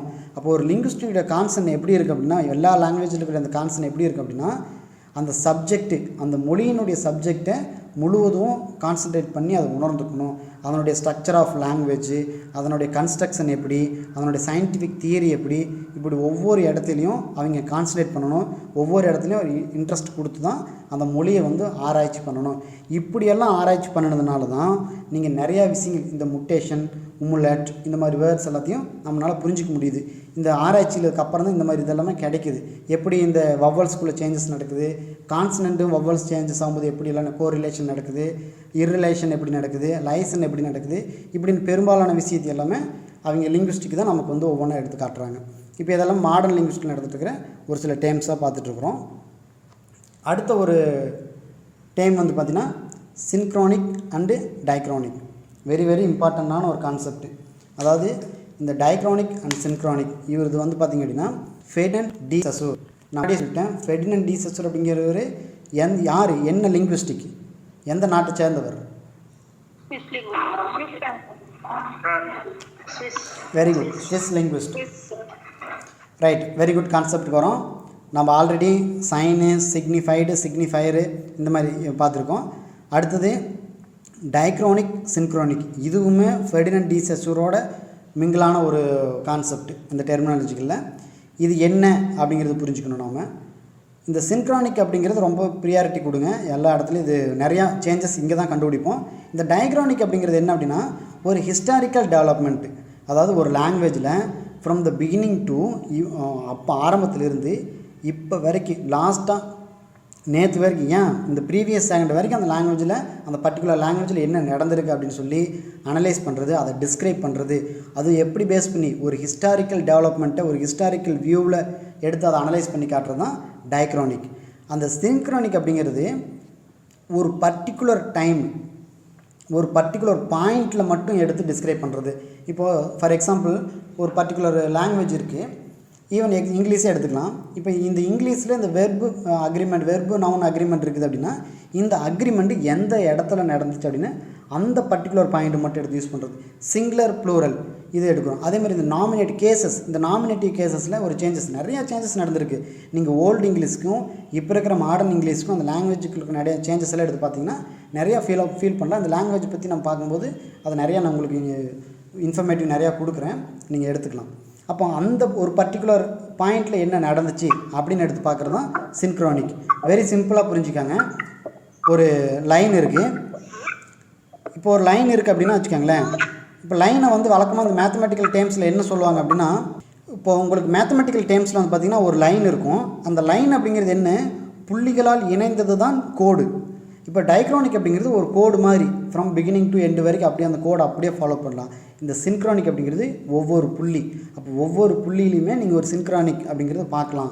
அது ஒட்டுமொத்தமாக ஹிஸ்டாரிக்கலாக பார்க்காம ஒரு பர்டிகுலர் பாயிண்டில் ஒரு பர்டிகுலர் ஸ்டேட்டில் என்ன மாதிரியாக நடந்துச்சு அதை பற்றி டிஸ்கிரைப் பண்ணுறது சின்க்ரானிக். வெரி சிம்பிள், அவ்வளோதான். டயக்ரானிக், சின்க்ரானிக், ரைட். இந்த ப்ரியாரிட்டி ஆஃப் சின்க்ரானிக் டிஸ்கிரிப்ஷன் இது வந்து பார்த்திங்கன்னா பெரும்பாலும் இந்த 20th செஞ்சுரியில் தான் ஒரு ப்ரியாரிட்டி ஒரு அட்டென்ஷனே வருது. இதுக்கு முன்னால் வரைக்கும் இந்த டயக்ரானிக் பற்றி மட்டுமே படிச்சுட்டே வராங்க. அதனுடைய ஹிஸ்டாரிக்கல் டெவலப்மெண்ட் மட்டுமே அதை ரிசர்ச் பண்ணிக்கிட்டு ஒரு ஸ்காலஸ்டிக் வியூவாக எடுத்துகிட்டு இருந்தாங்க. பட் இந்த 20th செஞ்சுரி வந்ததுக்கப்புறம் அந்த டைமில் தான் இந்த சின்க்ரானிக் அப்படிங்கிறதுக்கு ஒரு ப்ரியாரிட்டி கொடுக்குறாங்க. அதை பற்றின டிஸ்கிரிப்ஷன்ஸ் எல்லாமே அதிகரிக்க ஆரம்பித்தது இந்த 20th செஞ்சுரி தான். அந்த லிங்குவிஸ்டிக் தியரியில் தான் நடக்க ஆரம்பிச்சது. அதனால் இந்த ஃபெர்டினண்ட் டி செசூர் அப்படிங்கிறவெல்லாம் இந்த இடத்துல நீங்கள் புரிஞ்சுக்கணும். அடுத்து அதே இந்த ப்ரியாரிட்டி ஆஃப் சின்க்ரானிக் டிஸ்கிரிப்ஷனில் அடுத்த ஒரு சில விஷயங்களெல்லாம் பார்த்துங்க. இந்த ஹிஸ்டாரிக்கல் கன்சிடரேஷன்ஸ் அதெல்லாம் எப்படி இருக்குது அப்படின்னா irrelevant-ஆக இருக்கும் to the investigation of the particular temporal states of a language. இந்த பர்டிகுலர் டெம்போரல் ஸ்டேட்ஸ் அப்படிங்கிறது அந்த லாங்குவேஜில் இருக்கக்கூடிய அந்த சின்க்ரானிக் அந்த பர்டிகுலரான ஒரு ஸ்டேட்டு அதுக்குமே ஹிஸ்டாரிக்கல் கன்சிடரேஷன் நீங்கள் எடுத்து ஒன்றா மெர்ஜ் பண்ணோன்னா irrelevant-ஆக தான் இருக்கும். ரெண்டுக்குமே பொருத்துமே இருக்காது. ஒரு ஹிஸ்ட்ரியாக பார்க்குறதுக்கும் இந்த சின்க்ரானிக் அப்படிங்கிறது பர்டிகுலர் ஸ்டேட்ஸில் என்ன மாதிரி மாற்றங்கள் நடந்துச்சு அப்படின்னு பார்க்குறது தான். அந்த இடத்துல வந்து பார்த்திங்கன்னா ஒரு ஹிஸ்டரி வந்து அப்ளிகபிளாகவே இருக்காது. இப்போ நார்மல் கான்குவஸ்ட் எடுக்கிறீங்க. இப்போ நார்மல் பீப்புளெல்லாம் அந்த லாங்குவேஜ் அப்படிங்கிறது மிங்கிள் ஆகுது. இங்கிலீஷ்குள்ளே அந்த ஃப்ரெஞ்ச் அப்படிங்கிறது மிங்கிள் ஆகுது. இது வந்து பார்த்திங்கன்னா பிகினிங் டு எண்டு வரைக்கும் ஃபுல்லாக எடுத்தோம்னா இங்கிலீஷ் வந்தது வரைக்கும் எடுக்கலாம். எதில் பார்க்கலாம் அப்படின்னா ஒரு ஹிஸ்டாரிக்கல் கன்சிடரேஷன் பார்க்கலாம். ஆனால் அதுக்குள்ளேயே அந்த நவுன்ஸு, கேசஸ்ஸு, நாமினேட்டிவ் கேசஸ்ஸு, ஆப்ளிகேஷன்ஸு இதெல்லாம் எப்படி சேஞ்சஸ் ஆகுது அப்படின்னு பார்க்கும்போது இதுக்குமே ஹிஸ்டாரிக்கல் கன்சிடரேஷனுக்கு எந்த ஒரு தொடர்புமே இல்லாமல் இருக்கிறது. அப்படி தான் இருக்கும் ஆக்சுவலியும். இதை நீங்கள் நிறைய இடத்துல ஃபீல் பண்ணலாம். அதனால் historical considerations are irrelevant to the states of a language, அதாவது particular temporal states of a language. அப்போ ஹிஸ்டாரிக்கல் கன்சிடரேஷனாக இங்கே என்ன டயக்ரானிக், சின்க்ரானிக். அதே மாதிரி டி செசூர் வந்து பார்த்திங்க அப்படின்னா எதை கம்பேர் பண்ணுறேன்னா languages to the games of chess. எதுக்கு இந்த லாங்குவேஜ் கேம் ஆஃப் செஸ்ன்னு சொல்கிறாங்க அப்படின்னா உங்களுக்கு செஸ் இந்த வேர்டு ரொம்ப முக்கியமாப்பா. யார் வந்து லாங்குவேஜ் வந்து செஸ் கூட கம்பேர் பண்ணுறாங்க அப்படின்னா ஃபெர்டினண்ட் டி செசூர். இது வந்து ஜான் லைன்ஸு மென்ஷன் பண்ணி காட்டியிருக்கிறாரு. சரி, இந்த இடத்த ஏன் வந்து லாங்குவேஜை செஸ் கூட அவர் கம்பேர் பண்ணுறாரு? செஸ்ஸும் நீங்கள் விளையாடும்போது நல்லா புரியும். ஒரே ஒரு சிப்பாக எடுத்து மாற்றணும்னா அதை சேஞ்ச் பண்ணனா ஆட்டத்தினுடைய தன்மையே மாறிடும். அதே மாதிரி தான் லாங்குவேஜ்லேயும் ஒரு கான்ஸ்டன்ட்லி ஒரு சேஞ்சஸ் அப்படிங்கிறது இருந்துக்கிட்டே இருக்கும். நீங்கள் அந்த செஸ்ஸில் எப்படி அந்த பர்டிகுலர் பாயிண்டில் நீங்கள் அந்த சிப்பாயவோ அல்லது வேறு ஏதாவது நீங்கள் மாற்றும்போது இதுக்கு முன்னால் இருந்த மூவ்ஸ் எல்லாத்தையும் கன்சிடர் பண்ணிக்காமல் அந்த ப்ரெசன்ட் மூவ் மட்டும் கன்சிடர் பண்ணிக்கிறீங்களோ அதே மாதிரி தான் லாங்குவேஜ்லேயும் அந்த பர்டிகுலர் இது வரைக்கும் நடந்திருக்கிற மூவ்ஸ் எல்லாத்தையும் கன்சிடர் பண்ணிக்காமல் அந்த பர்டிகுலர் ப்ரெசண்ட்டில் என்ன மூவ்ஸ் நடக்குது அப்படின்னு நீங்கள் கன்சிடர் பண்ணணும் அப்படிங்கிறத சொல்லி தான் இந்த இடத்துல ஃபெர்டினண்ட் டி செசூர் கம்பேர் பண்ணுறாரு. லாங்குவேஜ் எது கூட கம்பேர் பண்ணுறாருன்னா கேம் ஆஃப் செஸ் அப்படிங்கிறதுல செஸ்ஸு கூட கம்பேர் பண்ணுறாரு. அடுத்து ஒரு பாயிண்ட் பாருங்கள், learning the language naturally as children. யூஸ்வலாகவே அப்படி தான், ஒரு லாங்குவேஜ் நீங்கள் கற்றுக்கிறது நீங்களும் ஒரு சில்ட்ரன் தான். எப்படி குழந்தை வந்து வழக்கமாக வந்து பார்த்திங்கன்னா அந்த குழந்தைங்களுடைய மொழி வந்து புரிஞ்சுக்கிட்டிங்கன்னா நவுன்ஸை ஃபஸ்ட்டு பேசும், அதுக்கப்புறம் இந்த சின்ன வெர்பை பேசும். ஏதாவது ஒரு பொம்மை அப்படிங்கும், ஃபோன் அப்படிங்கும். இப்போ இருக்கிற குழந்தைங்களாம் அந்த செல்ஃபோன்லாம் கேட்கும், அது அந்த ஃபோனு வேணும், ஃபோன் அப்படிங்கும். அப்போ அது மீனிங் என்ன அப்படின்னா மிச்சம் இருக்கிற சென்டென்ஸ் நாம் தான் ஃபில்லப் பண்ணிக்குவோம். அப்போ ஃபஸ்ட்டு அந்த நவுன்ஸு. அப்போ வேணும் அப்படிங்கிறது இன்னும் கொஞ்சம் நாள் கழித்து தான் கேட்கும். ஃபஸ்ட்டு ஒரு கடைக்கு போனால் பொம்மை அப்படின்னு இருந்துச்சு அப்படின்னா அந்த பொம்மை அப்படின்னு ஒன்று கையை காட்டி பொம்மை அப்படிங்கும். அதுக்கப்புறம் அதனுடைய மீனிங் அந்த பொம்மை வேணுமா வேணாமா அப்படிங்கிறது அங்கே வேர்டாக இருக்காது, சைகையாக தான் இருக்கும். ஒன்று தலையை ஆட்டும், நீங்கள் இந்த பொம்மை இல்லை இந்த வேணுமா அப்படின்னு சொன்னால் அது வேண்டாம் அப்படின்னு சொல்லி வேற ஒரு பொம்மை காட்டும்போது தலையாட்டும். இதை நீங்கள் புரிஞ்சிக்க முடியும். அப்போது அடுத்தது அந்த குழந்தை என்ன பண்ணும், அடுத்த ஒரு ஸ்டேஜில் அது வேணும், அது வாங்கி தாங்க, இந்த மாதிரியான வேர்ட்ஸை யூஸ் பண்ணும். அந்த மாதிரி குழந்தைங்க எப்படி ஒரு நேச்சுரலாக ஒரு லாங்குவேஜ் கற்றுக்குதோ அதேமாரி அந்த குழந்தைங்க come to speak it according to certain systematic principle or rules. அது அப்படியே அது அடுத்த ஸ்டேஜ் என்ன, ஒரு ரூல்ஸு ஒரு பிரின்சிபல்ஸை அப்படியே ஃபாலோ பண்ணி அது பேச ஆரம்பிச்சிக்கும். பிகினிங்கில் அந்த ரூல்ஸ் அப்படிங்கிறது இருக்காது, பின்னால் அப்படிங்கிற நாளடைவில் அந்த ரூல்ஸ் எல்லாத்தையும் ஃபாலோ பண்ணிக்கிறது. இதெல்லாமே இந்த சின்க்ரானிக் டிஸ்கிரிப்ஷனில் புரிஞ்சுக்கோங்க. அவ்வளோதான், ரெண்டு பாயிண்ட்டு, டயக்ரானிக் டிஸ்கிரிப்ஷன், சின்க்ரானிக் டிஸ்கிரிப்ஷன். இது ரெண்டுமே டயக்ரானிக் அப்படின்னா ஹிஸ்டாரிக்கல், சின்க்ரானிக் அப்படின்னா பர்டிகுலர் பாயிண்ட், பர்டிகுலர் ஸ்டேட், இந்த மாதிரி வேர்டை மைண்ட் பண்ணிக்கணும். கீவேர்டு ரொம்ப முக்கியம்ப்பா. எந்த ஒரு நீங்கள் கேள்வி ஆன்சர் பண்ணணும்னாலும் அதுக்கு ஒரு கீவேர்டு அப்படிங்கிறது இருக்கும். டயலெக்ட்டு, இடியோலெக்ட் அப்படின்னாலே இண்டிவிஜுவல் அப்படிங்கிற ஒரு கீவேர்டு இருக்கும். இண்டிவிஜுவலுங்கிற கீவேர்டு இருந்தால் தான் அது இடியோலெக்டை, அந்த இண்டிவிஜுவலாக அளவுக்கு தகுந்த மாதிரி சினானிம்ஸை யூஸ் பண்ணி தான் பண்ணுவாங்க. இடியோலெக்டை பொறுத்த வரைக்கும் உங்களுக்கு கேள்வி வந்துச்சு அப்படின்னா, ஏன்னா டயலெக்ட் இடியோலெக்ட் அப்படிங்கிறது நமக்கு சிலபஸ்லேயே இருக்குது. இடியோலெக்ட் அப்படிங்கிற கேள்வியில் வேர்டு வந்துச்சு அப்படின்னா நீங்கள் இண்டிவிஜுவலோட தொடர்படுத்துக்கிற வெரி சிம்பிள் தான். ரெண்டுலேயுமே ஐ அப்படிங்கிறது இருக்குது. டயலெக்ட்டு டியில் ஆரம்பிக்கும், இடியோலெக்ட்டு ஐயில் ஆரம்பிக்கும். இண்டிவிஜுவல், இடியோலெக்ட் மெர்ஜ் பண்ணிக்காங்க, கன்ஃபியூஸாக ஆகக்கூடாது. இந்த மாதிரி நிறைய ஷார்ட்கட்ஸ் எல்லாம் உருவாக்கி போட்டிங்கன்னா எக்ஸாம் பாயிண்ட் ஆஃப் வியூவில் கன்ஃபியூஸ் ஆகாது. அதே தான் மெட்டாஃபர், சிமிலி. இந்த மெட்டாஃபர் சிமிலி பொறுத்த வரைக்கும் நிறைய பேர் என்ன பண்ணுறீங்க அப்படின்னா நல்லா கான்செப்ட் புரிஞ்சுட்டு தான் போவீங்க, அங்கே லைக்கி யாஸுங்கிற வேர்டு தான் தேடுவீங்க. அந்த லைக்கி யாஸ் இருக்கிறது கண்டிப்பாக அது ஒன்று இருக்கும் அல்லது இல்லாமல் இருக்கும். ஆனால் ஆன்சர் பண்ணும்போது ஜஸ்ட் ஒரு கன்ஃபியூஷன் வந்துடும். அப்படி இது லைக் இருக்குது, அப்போ மெட்டாஃபரா சிமிலியா ஃபஸ்ட்டு புரிஞ்ச மாதிரி இருக்கும், ஆனால் எக்ஸாம் பாயிண்ட் ஆஃப் வியூவில் கன்ஃபியூஸ் ஆவீங்க. இந்த இடத்துலையும் ஒரு ஷார்ட்கட் சொல்கிறேன், நீங்கள் அந்த இடத்துல கன்ஃபியூஸ் ஆகக்கூடாது. லைக்கி ஏஸ் இருந்துச்சு அப்படின்னா அது சிமிலி. இப்போது லைக்கு வந்து பார்த்திங்கன்னா எல் அப்படிங்கிறது இருக்குது, சிமிலிலையும் எல்லுங்கிறது இருக்கும், மெட்டாஃபரில் எல்லுங்கிறதே இருக்காது. இவ்வளோ தான் ஜஸ்ட்டு லைக்குங்கிற வேர்டு வச்சு தான் நீங்கள் டார்கெட் பண்ணுவீங்க. எப்போவுமே லைக்கில் சிமிலியில் எல் இருக்கும், அதனால் லைக் இருந்துச்சுன்னா அது சிமிலி, மெட்டாஃபரில் எல் இருக்காது. லைக்கோ ஏஸோ இல்லை அப்படின்னா அது மெட்டாஃபர். அவ்வளோதான், தட்ஸ் ஃபைன். அடுத்த பாயிண்ட், முக்கியமான ஒரு பாயிண்ட் வந்து பார்த்திங்க அப்படின்னா இந்த ஸ்ட்ரக்சரல் அப்ரோச். ஃபெர்டினண்ட் டி செசூர் பொறுத்த வரைக்கும் இந்த ஸ்ட்ரக்சரல் அப்ரோச் அப்படிங்கிறது முக்கியமானது.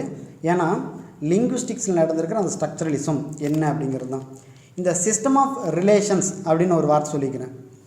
ஒவ்வொரு லாங்குவேஜுக்கும் ஒரு சிஸ்டம் ஆஃப் ரிலேஷன்ஸ் அப்படிங்கிறது இருக்குது. என்ன ஒரு சிஸ்டம், இப்போ நீங்கள் கிராமட்டிக்கலாக பார்த்தாலும் அது ஒரு சிஸ்டமேட்டிக்காக இருக்கும், அது கிராமட்டிக்கல் இர்ரெலவெண்ட் எடுத்து பார்த்தாலும் அது ஒரு வகையான கைண்டில் தான் இருக்குமா தவிர அதிலிருந்து ரிலேஷன் விட்டு போகாது. பர்டிகுலர் வேர்டு, இப்போ நீங்கள் காரண பெயர், பொது பெயர், பண்பு பெயர் இப்படினாலும் யூஸ் பண்ணுறீங்க, இதுவுமே ஒரு வகையான சிஸ்டம் தான். நவுன்ஸு, வேர்ப்ஸு அப்படின்னு ஒரு சிஸ்டத்துக்குள்ளே தான் கொண்டு வரீங்க. நவுன் அப்படின்னா name of person, place, animals, objects இப்படி போயிட்டே இருக்குது. வேர்ப் அப்படின்னா டூயிங் ஆர் ஆக்ஷன்ஸ் அப்படிங்கிறது வேர்ப் அப்படின்னு சொல்கிறோம். இந்த மாதிரி ஒவ்வொரு லாங்குவேஜும் ஒரு சிஸ்டம் ஆஃப் ரிலேஷன்ஸ் அப்படிங்கிறது இருக்குது.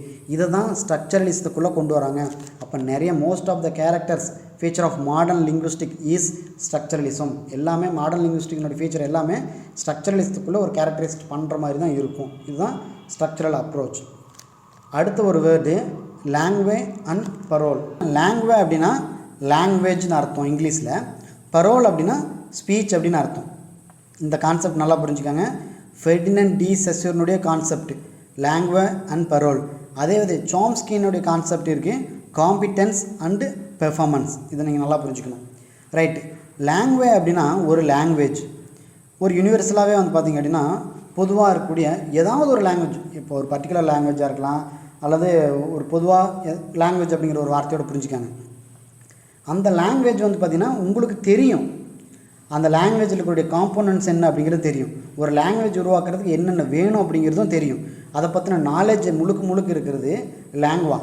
அந்த லாங்குவேஜை நீ எப்படி அந்த ஸ்கில்லடாக ஒரு ஸ்பீச்சுக்குள்ளே கொண்டு வர, அதை எப்படி எடுத்து பயன்படுத்துகிற, அதை எப்படி எடுத்து பேசுகிற அப்படிங்கிறது தான் பரோல்.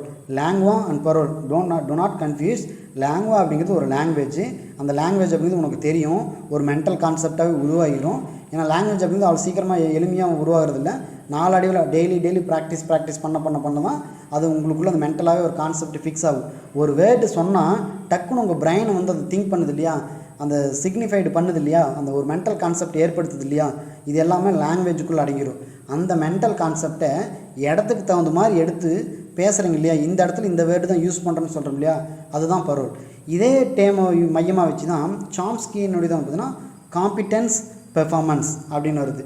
காம்பிடென்ஸ் அப்படிங்கிறது அதுதான் நாலேஜ் ஆஃப் லாங்குவேஜ். அந்த லாங்குவேஜ் பற்றின நாலேஜ், அந்த லாங்குவேஜில் மார்ஃபாலஜி என்ன, சின்டாக்ஸ் என்ன, ஃபோனட்டிக்ஸ் என்ன, ஃபோனாலஜி என்ன, அதை எங்கெங்கே எடுத்து பயன்படுத்தணுங்கிற நாலேஜ் தெரிஞ்சு வச்சுக்கிறது காம்பிடென்ஸ். அதை எப்படி யூஸ் பண்ணுறீங்க அப்படிங்கிறது பெர்ஃபார்மன்ஸ். இதுதான் 2 பாயிண்ட்டு. லாங்குவா அண்ட் பரோல் அப்படிங்கிறது Ferdinand D செசூரோட தொடர்படுத்திக்கணும். Competence and performance அப்படிங்கிறது சாம்ஸ்கியோட தொடர்படுத்திக்கணும். உங்களுக்கான டாஸ்க் என்ன அப்படின்னா, இந்த லாங்குவா அண்ட் பரோலை பற்றி ஃபெர்டினண்ட் டி செசூர் எங்கே சொல்கிறாரு, காம்பிடென்ஸ் அண்ட் பெர்ஃபார்மன்ஸ் பற்றி சாம்ஸ்கி எங்கே சொல்கிறாரு அப்படிங்கிறத நீங்கள் ஃபைண்ட் அவுட் பண்ணணும். நிறைய ஒர்க் அவுட் பண்ணுறது உங்களுக்கு ஒரு பெஸ்ட் மெத்தடாக இருக்கும்.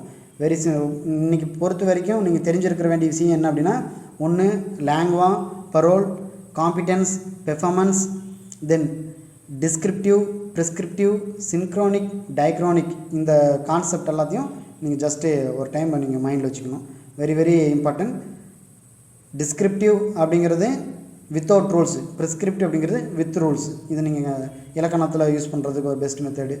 டயக்ரானிக், சிங்க்ரோனிக். டயக்ரானிக் ஹிஸ்டாரிக்கல், சிங்க்ரோனிக் பர்டிகுலர் பாயிண்டில் அனலைஸ் பண்ணுறது. ஒரு லாங்குவேஜ் எடுத்து அதனுடைய நடந்துக்கிற அந்த சேஞ்சஸ், அந்த மூவ்ஸை பற்றி எடுத்து பார்க்குறது சின்க்ரோனிக். லாங்குவேஜ், பரோல், காம்பிடென்ஸ், பெர்ஃபார்மன்ஸ், இந்த வேர்டு எல்லாமே வெரி இம்பார்ட்டண்ட். இது வரைக்கும் மாடர்ன் லிங்குவிஸ்டிக்கில் இருக்கக்கூடிய வெரி இன்ட்ரடக்ஷன் பார்ட் பார்த்துருக்கோம். நம்ம அடுத்ததாக வந்து பார்த்திங்க அப்படின்னா இந்த சவுண்ட்ஸ் ஆஃப் லாங்குவேஜ். இப்போ இந்த லாங்குவேஜில் இருக்கக்கூடிய சவுண்ட்ஸ், பர்டிகுலர் லாங்குவேஜாக இருக்கலாம், அதாவது காமன் லாங்குவேஜாக இருக்கலாம், இதுக்குள்ளே என்ன மாதிரியான சேஞ்சஸ் எல்லாம் நடந்திருக்கு அப்படின்னு எடுத்து பார்ப்போம். ரைட். இந்த சவுண்ட்ஸ் ஆஃப் லாங்குவேஜ் இதை பொறுத்த வரைக்கும் ஒரு லாங்குவேஜை ஒரு ட்ரெடிஷ்னல் வியூவில் பார்த்தா அது என்ன அப்படின்னா, சென்டென்ஸ் அப்படிங்கிறது எப்படி கம்போஸ்டு ஆஃப் வேர்ட்ஸ், அதே மாதிரி வேர்ட்ஸ் ஆஃப் சவுண்ட்ஸ். ஒரு சென்டென்ஸ் அப்படிங்கிறது வேர்ட்ஸில் ஒன்றும் இல்லை, ரிட்டன் ஃபார்மில் வேர்ட்ஸாக கம்போஸ் ஆகிருக்கலாம், அல்லது சவுண்டுங்கிற வேர்டில் ஒரு சென்டென்ஸு கம்போஸ் ஆகிருக்கலாம். நிறையா சவுண்ட்ஸ் சேர்ந்தது ஒரு சென்டென்ஸ், நிறையா வேர்ட்ஸ் சேர்ந்தது ஒரு சென்டென்ஸ். இதுதான் ட்ரெடிஷ்னல் வியூ. நீங்கள் அது இந்த லாங்குவேஜ் அப்படிங்கிறது ட்ரெடிஷ்னல் வியூஸ் தாண்டி நீங்கள் அடுத்ததாக கற்றுக்கிட்டோம் அப்படின்னா அதுக்குள்ளே இருக்கக்கூடிய அந்த சவுண்ட்ஸ், இந்த சவுண்ட்ஸ் தான் ஒரு மேஜிக் பண்ணிகிட்டே இருக்குது. அது என்னென்ன மேஜிக் பண்ணுது அப்படிங்கிறத பற்றி நீங்கள் புரிஞ்சுக்கிற பாயிண்ட்ஸு நிறையா இருக்குது. அதுதான் இந்த சவுண்ட்ஸ் ஆஃப் லாங்குவேஜ் அப்படிங்கிறது பார்ப்போம். சவுண்ட்ஸ் எல்லாமே இப்போ பொதுவாகவே ஆம்பிகியஸ் அப்படின்னு சொல்கிறாங்க. ஒரு தெளிவில்லாத ஒரு சூழலை உருவாக்கும். ஏன் அப்படின்னா, ஒரு லாங்குவேஜில் இருக்கிற சவுண்டுக்கும் இன்னொரு லாங்குவேஜில் இருக்கிற சவுண்டுக்கும் வேறுபடும். ஒரு லாங்குவேஜில் அந்த சவுண்டு யூஸ் பண்ணுற இடமும் இன்னொரு லாங்குவேஜில் யூஸ் பண்ணுற இடமும் நிறைய சேஞ்சஸ் இருக்கும். ஒரு சில சவுண்ட்ஸ் வந்து பார்த்திங்கன்னா இங்கிலீஷில் தொடர்ச்சியாகவே ஒரு கான்சனண்ட்டாகவே யூஸ் பண்ண முடியும் வித்தவுட் வவல். அதுக்கப்புறம் ஒரு கான்சனண்ட், ஒரு 3 கான்சனண்ட்டுக்கு அப்புறம் ஒரு வவல் யூஸ் பண்ணலாம். ஆனால் தமிழ் அப்படிங்கிறப்போ தொடர்ச்சியாக அப்படியே ஒரு குறிப்பிட்ட கான்சனண்ட்டே யூஸ் பண்ணி ஒரு வேர்டு உருவாக்க முடியாது அப்படிங்கிறது நிறையா இருக்குது. சிலது ஹிந்தி, சிலது உருவாக்கவும் முடியும். இந்த ஹிந்தி எடுத்துக்கலாம், தென் கன்னடா எடுத்துக்கலாம், தெலுங்கு எடுத்துக்கலாம். இப்படி ஒவ்வொரு லாங்குவேஜ்லையும் நிறையா ஆம்பிகியஸ் அப்படிங்கிறது, அந்த சவுண்ட்ஸ்க்கான ஆம்பிகியஸ் அப்படிங்கிறது இருக்குது. இது just very minor point. Right. இந்த ஸ்பீச் சவுண்டு அப்படிங்கிறது என்ன அப்படின்னா, any phonetically distinct unit of sound. அதாவது டிஸ்டிங்க் யூனிட் ஆஃப் சவுண்டு. இங்கே ஃபோனட்டிக் அப்படிங்கிற ஒரு வார்த்தை விஷயம் முக்கியம். இங்கே பாருங்கள், எந்த ஒரு சவுண்டுங்கிறது நிறையா சவுண்டு இருக்குது. இப்போ ஸ் அப்படிங்கிறேன், கியா அப்படிங்கிறேன், இப்படிங்கிறேன், இது எல்லாமே சவுண்டு தான். பட் இந்த எல்லா சவுண்டுமே ஸ்பீச் சவுண்டு ஆகாது. அப்போது யூனிட் ஆஃப் சவுண்டு, ஒரு பர்டிகுலர் யூனிட் ஆஃப் சவுண்டு என்ன ஆகும் அப்படின்னா, ஒரு வகையான மீனிங் தரக்கூடிய சவுண்டாக மாறும். இப்போது ஆ அப்படிங்கிறேன், அப்படிங்கிறேன், மா அப்படிங்கிறேன். இப்போ 3 சவுண்டு சொல்கிறேன். இந்த 3 சவுண்டு சேர்த்துனா இந்த 3 ஸ்பீச் சவுண்டு ஒரு மீனிங்ஃபுல் சவுண்டாக நமக்கு கிடைக்கும். அம்மா அப்படிங்கிறது கிடைக்குது, அதுக்கு ஒரு மீனிங்கும் கிடைக்கும். அப்போ நீங்கள் கண்ட சவுண்டெல்லாம் இல்லாமல் ஒரு பர்டிகுலர் யூனிட் ஆஃப் சவுண்டு, அதை தான் ஸ்பீச் சவுண்ட் அப்படிங்கிற சொல்கிறோம். அப்போ அந்த பர்டிகுலர் அந்த ஸ்பீச் சவுண்டை அந்த யூனிட் சவுண்டு எது ப்ரொடியூஸ் பண்ணோம் அப்படின்னா நம்மக்கிட்ட இருக்கிற இந்த ஸ்பீச் ஆர்கன்ஸ். லாஸ்ட் டைமில் கூட நமக்கு ஸ்பீச் ஆர்கன்ஸ்லேருந்து ஒரு கொஸ்டின் வந்துருச்சு.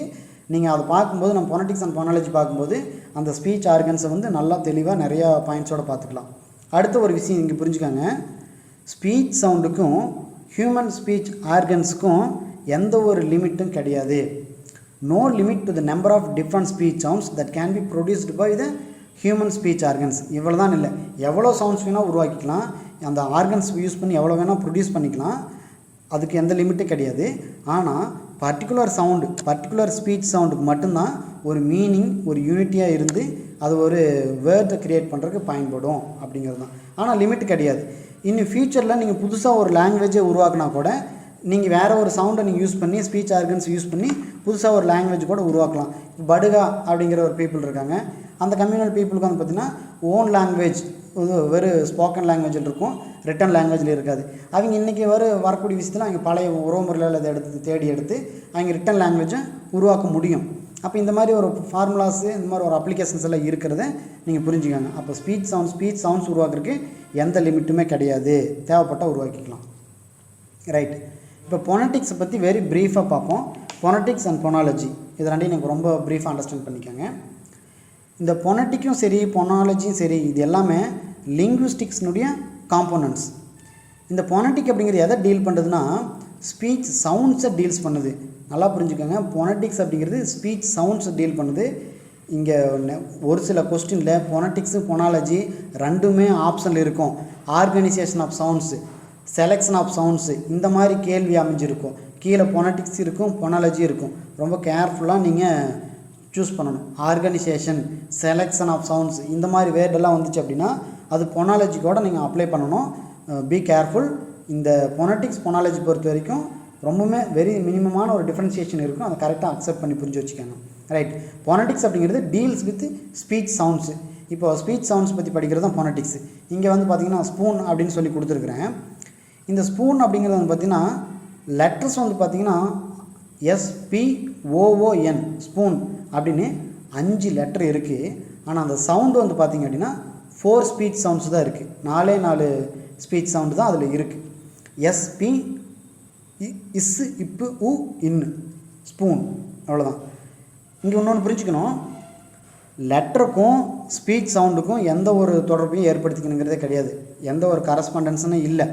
இப்போ இதுவே ஃபாதர் அப்படிங்கிறோம். ஃபாதர் அப்படிங்கிற லெட்டர்ஸ் வந்து பார்த்திங்கன்னா FATHER 6 லெட்டர் இருக்கும். அந்த ப்ரொனவுன்சியேஷன் வந்து பார்த்திங்கன்னா ஃபாதர், ஆரை வந்து சைலண்டில் வச்சுருப்பீங்க. அப்போ சவுண்டு வந்து பார்த்திங்கன்னா 4 சவுண்டு தான் இருக்கும். தேவைப்பட்ட 6 நீங்கள் ப்ரொனவுன்சியேஷன் பண்ணினா மட்டும்தான் 5ஆவதாக ஒரு சவுண்டே உருவாகும். அப்போது லெட்டர்ஸ்க்கும் சவுண்டுக்கும் எந்த ஒரு கரஸ்பாண்டன்ஸும் கிடையாது. No correspondence between the number of letters in the written form of the word, the number of sounds in the spoken form. Spoken ஃபார்முக்கும் ரிட்டன் ஃபார்முக்கும் எந்த ஒரு கரஸ்பாண்டன்ஸும் கிடையாது. ஃபோனடிக்ஸ் அப்படின்னாலே it deals with speech sounds தானே தவிர ரிட்டன் ஃபார்மே கிடையாது. ரைட். அடுத்து அந்த பாயிண்ட் அதான் சொல்கிறேன். Phonetic is dealing with speech sounds. இங்கே கேட் அப்படிங்கிறது கொடுத்துருக்குறோம், CAT கேட். இப்போ இதில் 3 லெட்டர் இருக்குது. இந்த ப்ரொனவுன்சியேஷன், இந்த சவுண்டும் வந்து பார்த்திங்கன்னா இக்கு இட்டு 3 சவுண்ட் இருக்குது. அப்போது ஸ்பீச் சவுண்ட்ஸ் பொறுத்த வரைக்கும் வேர்ட்ஸ் லெட்டர்ஸ் ஜாஸ்தியாகவும் இருக்கலாம், குறைவாகவும் இருக்கலாம், அல்லது ஈக்குவலாகவும் இருக்கலாம். பட் ஸ்பீச் சவுண்ட்ஸ் வேறு, லெட்டர்ஸ் வேறு. இதை நீங்கள் புரிஞ்சுக்கணும்.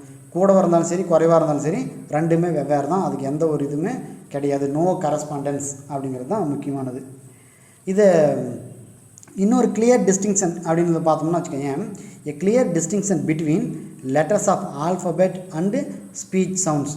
இது ஒரு ஆல்ஃபபெட்டுக்கும் ஸ்பீச் சவுண்ட்ஸுக்கும் ஒரு டிஸ்டிங்ஷன்ஸ் அப்படிங்கிறது இருக்கும். லெட்டர்ஸ் அப்படிங்கிறது இப்போ C அப்படிங்கிறது ஒரு ஆல்ஃபபெட்.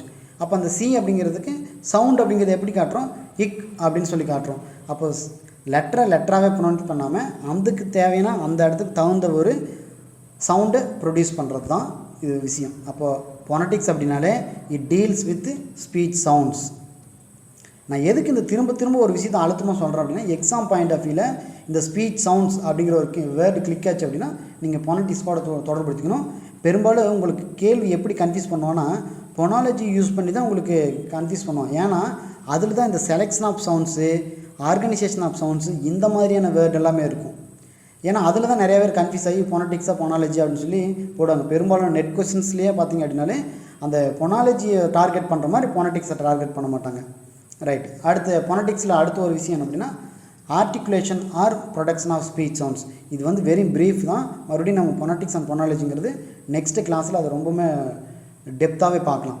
அப்போ அந்த ஸ்பீச் சவுண்ட்ஸ் எங்கே ப்ரொடியூஸ் ஆகுது, எங்கே ஆர்டிகுலேட் ஆகுது அப்படிங்கிறது எல்லாத்தையும் எடுத்து பார்க்குறது. அப்போ அதனுடைய ப்ரொடக்ஷன் எந்த இடத்துல வருது, அது ப்ளோசிவா ஃப்ரிகேட்டிவா அப்படிங்கிறது எல்லாத்தையும் தனித்தனியாக எடுத்து பார்க்குறது. அதேமாதிரி அந்த பர்டிகுலர் ஸ்பீச் சவுண்ட் அப்படிங்கிறது அதனுடைய கிளாஸிஃபிகேஷன் எடுத்து பார்க்குறது. அது வவ்வலா கான்சனண்டா இப்படின்னு எடுத்து பார்க்குறதுமே ஃபோனடிக்ஸ் தான். ஃபோனடிக்ஸ் அப்படிங்கிறது கிளாஸிஃபிகேஷன் ஆஃப் ஸ்பீச் சவுண்ட்ஸ். இந்த வேர்டு ப்ரேஸ் ரொம்ப முக்கியம். Classification of speech sounds, vowel or consonants, இதுவுமே phonetics. Articulation of speech sounds, production of speech sounds, இதுவுமே ஃபோனடிக்ஸ். இந்த வேர்டெல்லாம் நீங்கள் ரொம்பவுமே கேப்சர் பண்ணி ஃபோனடிக்ஸோட தொடர்புடிச்சு வச்சுக்கோங்க. அடுத்தது ஃபோனடிக்ஸ் பொறுத்த வரைக்கும் என்ன, ஸ்பீக்கருக்கும் ஹியரருக்கும் நடக்கிற அந்த சவுண்ட்ஸை டிரான்ஸ்மிட் பண்ணுது. இப்போ நான் பேசிகிட்டு இருக்கிறேன், அது நீங்கள்லாம் லிசன் பண்ணுறீங்க. அப்போ அதை டிரான்ஸ்மிட் பண்ணுற ஒர்க் பண்ணுறதுமே இதே ஃபோனடிக்ஸ் தான். அதே மாதிரி அந்த சவுண்டை நீங்கள் ரிசீவ் பண்ணுறீங்க, அந்த ரிசீவ் பண்ணுறதுமே இந்த ஃபோனடிக்ஸில் தான். ஏன்னா அந்த ஃபோனடிக்ஸ் இது வந்து நீங்கள் ஃபோனடிக்ஸ் அப்படிங்கிறது லிங்குஸ்டிக் டேமில் பொறுத்த வரைக்கும் ஜஸ்ட்டு அதனுடைய சவுண்டு என்ன அப்படிங்கிறது தான். இப்போ இந்த டிரான்ஸ்மிட் பண்ணுறது, ரிசீவ் பண்ணுறது எல்லாமே மென்டல் கான்செப்ட் கூட போய் தான் உங்களுக்கு வந்து ரீச் ஆகுது. இப்போ நான் ஒன்று சொல்கிறேன், ரிசீவ் அப்படிங்கிறேன், ரிசீவுக்கான மீனிங் உங்களுக்கு தெரியுது, நான் ப்ரொனன்சியேஷன் பண்ணுறேன், அது உங்களுக்கு வந்து அந்த ஏர் வழியாகவும் இப்போ இந்த டிவைஸ் வழியாகவும் உங்களை அது ரீச் ஆகுது. இந்த ரீச் ஆனதுக்கப்புறம் உங்கள் பிரெயின் தான் அதை வந்து அது என்னுடைய மீனிங்கை ஆர்கனைஸ் பண்ணும். அதுக்கப்புறம் தான் அதை வந்து நீங்கள் மறுபடியும் அதை உங்களுடைய ஆல்ரெடி வெரி ஃபஸ்ட்டு கிளாஸ்லேயே சொன்னேன், அந்த நியூரான் தொடர்படுத்தி உங்களுக்கான மீனிங்கை உருவாக்கிக்கிறீங்க. அவ்வளோதான். Very simple. ஃபோனடிக்ஸ் அப்படின்னாலே நீங்கள் தெரிஞ்சிக்க வேண்டிய வெரி வெரி வெரி மேஜரான 3 பாயிண்ட் மட்டும் புரிஞ்சுக்கோங்க. ஒன்று வந்து it deals with speech sounds, ரெண்டாவது point articulation or production of speech sounds, மூணாவது கிளாஸிஃபிகேஷன் ஆஃப் ஸ்பீச் சவுண்ட்ஸ். இது எல்லாமே இந்த மாதிரி வேர்டு இருந்துச்சு அப்படின்னாலே அது ஃபோனடிக்ஸ். இதில் நீங்கள் எந்த ஒரு இடத்துலையும் மிஸ் பண்ணக்கூடாது, கன்ஃபியூஸ் ஆகக்கூடாது. ரைட். ஃபோனாலஜி. இந்த ஃபோனாலஜியுமே இதுவுமே எ காம்போனண்ட் ஆஃப் லிங்குஸ்டிக்ஸ் தான். ஃபோனடிக்கு, ஃபோனாலஜி, மார்ஃபாலஜி, சின்டாக்ஸு, சிமான்டிக்ஸ், இது எல்லாமே லிங்குஸ்டிக் காம்போனன்ட்ஸ் தான். இந்த ஃபோனாலஜி அப்படிங்கிறது என்ன பண்ணுது அப்படின்னா, அந்த சவுண்ட்ஸு எப்படி ஃபங்க்ஷன் ஆகுது, ஒரு லாங்குவேஜில் எப்படி ஃபங்க்ஷன் ஆகுது அப்படின்னு டீல் பண்ணுறது தான் ஃபோனாலஜி. ஃபோனடிக்ஸ் அப்படிங்கிறது டீல்ஸ் வித் ஸ்பீச் சவுண்ட்ஸோட டீல் பண்ணும். ஆனால் இந்த ஃபோனாலஜி அப்படிங்கிறது அந்த சவுண்டு வந்து ஒவ்வொரு லாங்குவேஜ்லேயும், தமிழில் அந்த சவுண்டு எப்படி ஃபங்க்ஷன் ஆகுது, ஹிந்திக்கு போனால் அந்த சவுண்டு எப்படி ஃபங்க்ஷன் ஆகுது, இங்கிலீஷில் எப்படி ஃபங்க்ஷன் ஆகுது அப்படின்னு எடுத்து பார்க்குறது தான் ஃபோனாலஜி. இதில் இருக்கக்கூடிய முக்கியமான ஒரு இது பார்த்தீங்கன்னா selection of sounds, organisation of sounds. இது 2 ப்ரேஸுமே ரொம்ப முக்கியம் ஃபோனாலஜி நீங்கள் அண்டர்ஸ்டாண்ட் பண்ணிக்கிறதுக்கு. Selection of sounds, organisation of sounds. இந்த இதில் தான் வந்து பார்த்திங்கன்னா பொனிம்ஸ் அப்படிங்கிறது சொல்கிறோம். பொனிம்ஸ் அப்படிங்கிறது இண்டிவிஜுவல் ஸ்பீச் யூனிட் சவுண்ட்ஸ் தான் நம்ம பொனிம் அப்படின்னு சொல்லுவோம். இந்த பொனிம் பற்றி பொனிமு அலோஃபோன்ஸ் எல்லாத்தையும் நம்ம இன்னொரு இடத்துல விரிவாகவே பார்ப்போம். ஜஸ்ட் இப்போ கீழே இருக்கிறதெல்லாம் பார்த்திங்கன்னா அந்த எஃப், இஃப், ஜு, இவ் இதெல்லாமே கூட ஒரு பொனிமுக்குள்ளே எடுத்துக்கிறது தான். ரைட். செலெக்ஷன் ஆஃப் சவுண்ட்ஸ் இதை எப்படி வந்து ஆர்கனைஸாக எடுத்து பண்ணுறாங்க, ஒரு செலக்டிவாக எடுத்து யூஸ் பண்ணுறாங்க அப்படிங்கிறது தான். அதாவது சில சவுண்டு ஒரு பர்டிகுலர் லாங்குவேஜில் இருக்கும். Some sounds exist in one language. அதே சவுண்டு வேறு ஒரு லாங்குவேஜில் இருக்கவே இருக்காது அப்படிங்கிறதுக்கான ஒரு இதுதான். அப்போ அந்த செலெக்ஷன் ஆஃப் சவுண்ட்ஸை கரெக்டாக எடுத்து யூஸ் பண்ணுறது தான். அப்போ தமிழ் பேசுகிறவங்க ஒரு வகையான சவுண்ட்ஸ் எடுத்து யூஸ் பண்ணுவாங்க, இங்கிலீஷ் பேசுகிறவங்க ஒரு வகையான சவுண்ட்ஸ் எடுத்து யூஸ் பண்ணுவாங்க. இதில் இருக்கிற சவுண்டு அதில் இல்லாமல் போகலாம், இருக்கிறதுக்கான வாய்ப்பு இருக்குது, இல்லாமல் போகணுங்கிறதும் கிடையாது. ரைட். இதுக்கான எக்ஸாம்பிள் தான் ஃபாதர், ப்ளஸர், வில்லேஜ். இப்போ இதில் ஃபாதர், இதில் ஃபஸ்ட்டு அந்த இஃப் அப்படிங்கிறது நான் கீழே எடுத்து போட்டுருக்குறேன் பாருங்கள். அடுத்தது ப்ளஸர், இஸ், வில்லேஜ், இவ். இந்த இஃப்பு, இஸ், இவ் இந்த சவுண்டெல்லாம் வந்து பார்த்திங்கன்னா does not exist in several Indian languages. Indian language நிறையா லாங்குவேஜில் இந்த இஃப்பு, ஸு வ்வு அப்படிங்கிறதெல்லாம் இல்லை. இப்போ விவேகானந்தாவுக்கும் வில்லேஜுக்கும் இருக்கிற அந்த ப்ரொனன்சியேஷன் அப்படிங்கிறது வெவ்வேறு. அது நிறைய இந்தியன் லாங்குவேஜில் அது கிடையவே கிடையாது. இப்படி அந்த சவுண்ட்ஸை எடுத்து செலக்டிவாக எடுத்து அந்த பர்டிகுலர் லாங்குவேஜ் யூஸ் பண்ணிக்கிறதும் வேறு ஒரு லாங்குவேஜ் யூஸ் பண்ண விடுறதும் தான் ஃபோனாலஜி. இதுக்கான எக்ஸாம்பிள் தான் ஃபாதர் ப்ளஸர் வில்லேஜ். இதில் இருக்கக்கூடிய இஃப்பு ஸு இவ்வு இது இந்த 3 சவுண்டு ஒரு எக்ஸாம்பிளுக்காக கொடுத்துருக்குறேன். இந்த சவுண்ட்ஸ் எல்லாம் வந்து பார்த்திங்கன்னா நிறையா இந்தியன் லாங்குவேஜில் இல்லவே இல்லை, ஆனால் இங்கிலீஷில் இருக்குது. அப்போ இங்கிலீஷ் பேசுகிறவங்க மட்டும் அந்த பர்டிகுலர் சவுண்ட் எடுத்து செலக்ட் பண்ணி ஒரு வேர்டை உருவாக்கிக்கிறாங்க. இது ஃபோனாலஜி. அப்போ எப்படி அந்த லாங்குவேஜுக்கு அந்த சவுண்டு ஃபங்க்ஷன் ஆகுது அப்படின்னு எடுத்து பார்க்குறது தான் ஃபோனாலஜி. அடுத்தது ஆர்கனைசேஷன் ஆஃப் சவுண்ட்ஸ். இதுவும் அடுத்த ஒரு ப்ரேஸ், இம்பார்ட்டண்ட்டான ஒரு ப்ரேஸு. இந்த சவுண்ட் எப்படி ஆர்கனைஸ் பண்ணுறோம் அப்படிங்கிறது எல்லாமே நிறையா ஒரு சயின்டிஃபிக்காக அப்ரோச்சாகவும் நிறையா அனலைஸ் பண்ணுவோம், ஒரு தியரட்டிக்கலாகவும் பார்க்க முடியும். இதுவும் வெரி முக்கியமான ஒரு கான்செப்ட் நிறையா இருக்குது. இதுலேயும் பாருங்கள். இப்போ ஆர்கனைசேஷன் சவுண்ட்ஸ் பொறுத்த வரைக்கும் அது எப்படி ஃபங்க்ஷன் ஆகுது அப்படிங்கிறத எடுத்து பார்க்குறது தான் அந்த ஆர்கனைசேஷன். இந்த ஃபங்க்ஷனுங்கிற வேர்டு எல்லா இடத்துலையும் தொடர்படுத்தி புரிஞ்சுக்காங்க. இப்போ the sound selected by a language form the sound system of that language. அந்த பர்டிகுலர் லாங்குவேஜ்லேருந்து அந்த சவுண்ட் சிஸ்டத்துலேருந்து எப்படி எடுத்து செலக்ட் பண்ணுறோம். அப்போ எல்லா லாங்குவேஜுக்கும் ஒரு ஆர்கனைசேஷன் சவுண்ட்ஸ் அப்படிங்கிறது இருக்குது டிஃப்ரெண்ட் வேல. அது என்ன அப்படிங்கிறது பார்ப்போம். இங்கே பாருங்கள், இந்த ஸ்ப்ரிங், ஸ்ப்ளீன், ஸ்க்ரூ இதில் எல்லாமே வந்து பார்த்திங்கன்னா ஃபஸ்ட்டு 3 சவுண்டுமே கான்சனண்ட்டு. ஸ்ப்ரிங் இஸ் இப்பு இரு, ஸ்ப்ளீன் இஸ் இப்பு இல்லு, அதுக்கப்புறம் தான் வவலே வருது. ஸ்க்ரூ இஸ் இக்கு இரு. இப்போ ஃபஸ்ட்டு 3மே வந்து பார்த்திங்கன்னா கான்சனண்ட் இருக்குது, அதுக்கப்புறம் தான் வவலே இருக்குது. இந்த இடத்துல எப்படி ஆர்கனைஸ் ஆகுது, இப்போ எஸ்பிஆர், எஸ்பிஎல், எஸ்சிஆர் இந்த வேர்டெல்லாம் இருக்குது. இதில் இருக்கிற ஃபஸ்ட்டு கான்சனண்ட்டு வவ்வல் இல்லாமல் ஒர்க் ஆகுது. இந்த மாதிரி வேறு ஒரு மொழியில் இப்படி கான்சனண்ட் மட்டுமே உருவாகி அடுத்து ஒரு வவ்வலாக உருவாக்குறதுக்கான வாய்ப்பே இல்லை. அதுவும் பிகினிங் ஆஃப் த சவுண்டு, அதை நல்லா புரிஞ்சுக்காங்க. இப்போ தமிழ், ஹிந்தி, தெலுங்கு இதில் எல்லாம் வந்து பார்த்திங்கன்னா வெரி பிகினிங்கில் 3 கான்சனண்ட் அப்படிங்கிறது இருக்காது. Do not permit 3 consonants at the beginning of words. Very பிகினிங்கில் 3 கான்சனண்ட் அப்படிங்கிறது உருவாக்க முடியாது. நீங்கள் தமிழில் ஒரு வேர்டு எடுத்து சொன்னீங்கன்னா கூட முதல் 3மே அந்த பர்டிகுலர் வேர்டில் கான்சனண்ட்டாக இருக்கிறதுக்கு வாய்ப்பு இல்லை. இந்த மாதிரி எது இருக்கும் எது இருக்காது இப்படி எடுத்து ஆர்கனைஸ் பண்ணுறோம் இல்லையா, அதுதான் ஃபோனாலஜி. நீங்கள் ஃபோனாலஜியை புரிஞ்சிக்கிறது பொறுத்த வரைக்கும் அந்த பர்டிகுலர் சவுண்டை பர்டிகுலர் ஃபோனட்டிக்ஸில் இருக்கக்கூடிய அந்த அது வந்து டீலிங் வித் சவுண்ட்ஸு, அந்த சவுண்ட்ஸை எடுத்து எப்படி ஆர்கனைஸ் பண்ணுறோம், எப்படி அனலைஸ் பண்ணுறோம், எப்படி செலக்ட் பண்ணுறோம் அப்படிங்கிறது தான். அப்போ ஃபோனாலஜி அப்படிங்கிறது ஃபோனட்டிக்ஸில் இருக்கக்கூடிய அந்த காம்போனன்ட்ஸ் எல்லாத்தையும் எடுத்து தான் இந்த ஃபோனாலஜி ஃபங்க்ஷன் ஆகிட்டே இருக்கும். ஃபோனட்டிக்ஸை நீங்கள் ரிமூவ் பண்ணிட்டீங்க அப்படின்னா ஃபோனாலஜி ஃபங்க்ஷன் அப்படிங்கிறது இருக்காது. இன்கேஸ் உங்களுக்கு ஃபோனட்டிக்ஸ் அப்படிங்கிறது இப்போது எஸ் இஸ் அப்படிங்கிறது இப்போ அப்படிங்கிறது இர் அப்படிங்கிறது கான்சனண்ட் அப்படின்னு நீங்கள் புரிஞ்சுக்கிட்டீங்க. இந்த கான்சனண்ட் அப்படின்னு புரிஞ்சுக்கிறதுக்கு எது காரணமாக இருக்குது, ஃபோனட்டிக்ஸ் தான் காரணமாக இருக்குது. அப்போ அந்த ஃபோனட்டிக்ஸில் நீங்கள் வவ்வல் எது கான்சனண்ட் அப்படிங்கிறது ஃபோனட்டிக்ஸுங்கிற ஒரு ஏரியா உங்களுக்கு சொல்லி தரவே இல்லை அப்படின்னா ஃபோனாலஜி அப்படிங்கிறது உங்களால் புரிஞ்சிக்கவே முடியாது. அப்போ ஃபோனாலஜி அப்படிங்கிறது எதை டைப் ஆகிருக்கும், ஃபோனட்டிக்ஸ் கூட டைப் ஆகிருக்கும். இதுதான் நீங்கள் புரிஞ்சிக்க வேண்டியது. அதை எடுத்து தான் இங்கே செலக்டிவாகவும் ஆர்கனைசேஷன்லேயும் நடக்கிற சில சேஞ்சஸை நீங்கள் புரிஞ்சுக்கிறீங்க. அடுத்த ஒரு விஷயம் பாருங்கள், இங்கே ஸ்கின்னு, ஸ்கில்லு இது ஆர்கனைசேஷன் சவுண்ட்லேயே தான். இந்த இஸ்ஸு, இக்கு இது ரெண்டும் வந்து பார்த்திங்கன்னா Hindi words to not begin with this 2 sound. ஹிந்தியில் வந்து பார்த்திங்கன்னா இந்த 2 சவுண்டில் ஒர்க் ஆகாது. அதாவது அடுத்தடுத்து தான், தனித்தனியாக இப்போ எடுத்திங்கன்னா இஸ்ஸில் தனியாக சவுண்டு உருவாகும், இக்கில் தனியாக சவுண்டு உருவாகும். ஆனால் இஸ்ஸுக்கு அப்புறம் இக்கு ரெண்டுமே அடுத்தடுத்து தான் வரணும். ஸ்கின்னு எஸ்கே, ஸ்கில்லு எஸ்கே இப்படி வந்து இங்கிலீஷில் இருக்குது, ஹிந்தியில் இல்லை. இதுதான் ஆர்கனைசேஷன் ஆஃப் சவுண்ட்ஸ் அப்படிங்கிறது. இதுதான் ஃபோனாலஜி. எங்கே இருக்குது எங்கே இல்லை, எந்த லாங்குவேஜில் இருக்கும் எந்த லாங்குவேஜில் இருக்காது, இப்படி ஒரு செலக்டிவாகவோ ஒரு ஆர்கனைசேஷன் வியூவில் எடுத்து பார்க்குறது தான் ஃபோனாலஜி. அடுத்தது பார்த்திங்கன்னா ஹிந்தி கப், நமக் அப்படிங்கிற ஒரு வார்த்தை யூஸ் பண்ணிக்கிறேன். English and Hindi words can end with consonant sound. Cup, நமக் இது ரெண்டுமே வந்து பார்த்திங்கன்னா கான்சனன்ட் சவுண்டில் எண்ட் ஆகும். ஆனால் கன்னடத்தில் இருக்கக்கூடிய வேர்ட்ஸ் எதுவுமே கான்சனண்ட்டில் எண்ட் ஆகவே ஆகாது. அந்த ஒரு வேர்டு நீங்கள் கன்னடம் பேசுகிறவங்களுக்கு நல்லா புரியும். எந்த ஒரு வேர்டு முடிஞ்சாலுமே அது முடிகிறது எப்படி இருக்குன்னா அந்த வேர்டுக்குள்ளே ஒரு வவ்வல் தான் வந்து முடிச்சு கொடுக்குமே தவிர கான்சனண்ட்டை முடிச்சு கொடுக்காது. நீங்கள் டிரான்ஸ்லேட்டர் கூட எடுத்து போட்டு பார்க்கலாம். உங்களுடைய Tamil, English to Kannada translate எடுத்து பார்த்து பார்த்தீங்கன்னா கூட புக் அப்படின்னா புஸ்தகா, லாஸ்ட் லெட்டர் பாருங்கள் ஏ சவுண்டு அந்த வவ்வலில் தான் முடியுது. ரூம், கொத்தடி, இ vowel, spring, yes ma'am, sir அது இங்கிலீஷ் பேஸ்டு வவ்வலா இல்ல கன்னடத்துல வவ்வல்ல முடியும் சொல்றீங்க ma'am? Kannada ma'am. All Kannada words ends in vowel.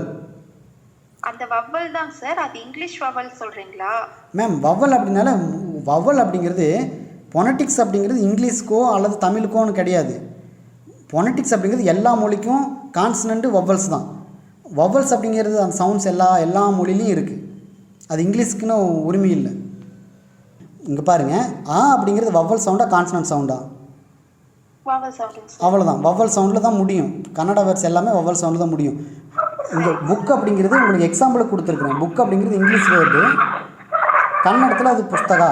Room அப்படிங்கிறது இங்கிலீஷ் வேர்டு, கன்னடத்தில் கொத்தடி. ஸ்ப்ரிங் அப்படிங்கிறது இங்கிலீஷ் வேர்டு, வசந்தா அப்படிங்கிறது கன்னடத்தில் இருக்கிறது. இது இங்கிலீஷ். இதுவே தமிழில் இருக்கிறத எடுத்து நீங்கள் டிரான்ஸ்லேட் பண்ணாலுமே தமிழில் இருக்கிற அந்த வேர்டுமே கன்னடத்தில் முடியும் போது வவ்வலில் தான் முடியும். மொத்தமாக பொனட்டிக் டிரான்ஸ்கிரிப்ஷன் அப்படிங்கிறது மொத்தம் 108 சவுண்ட்ஸ் இருக்குது.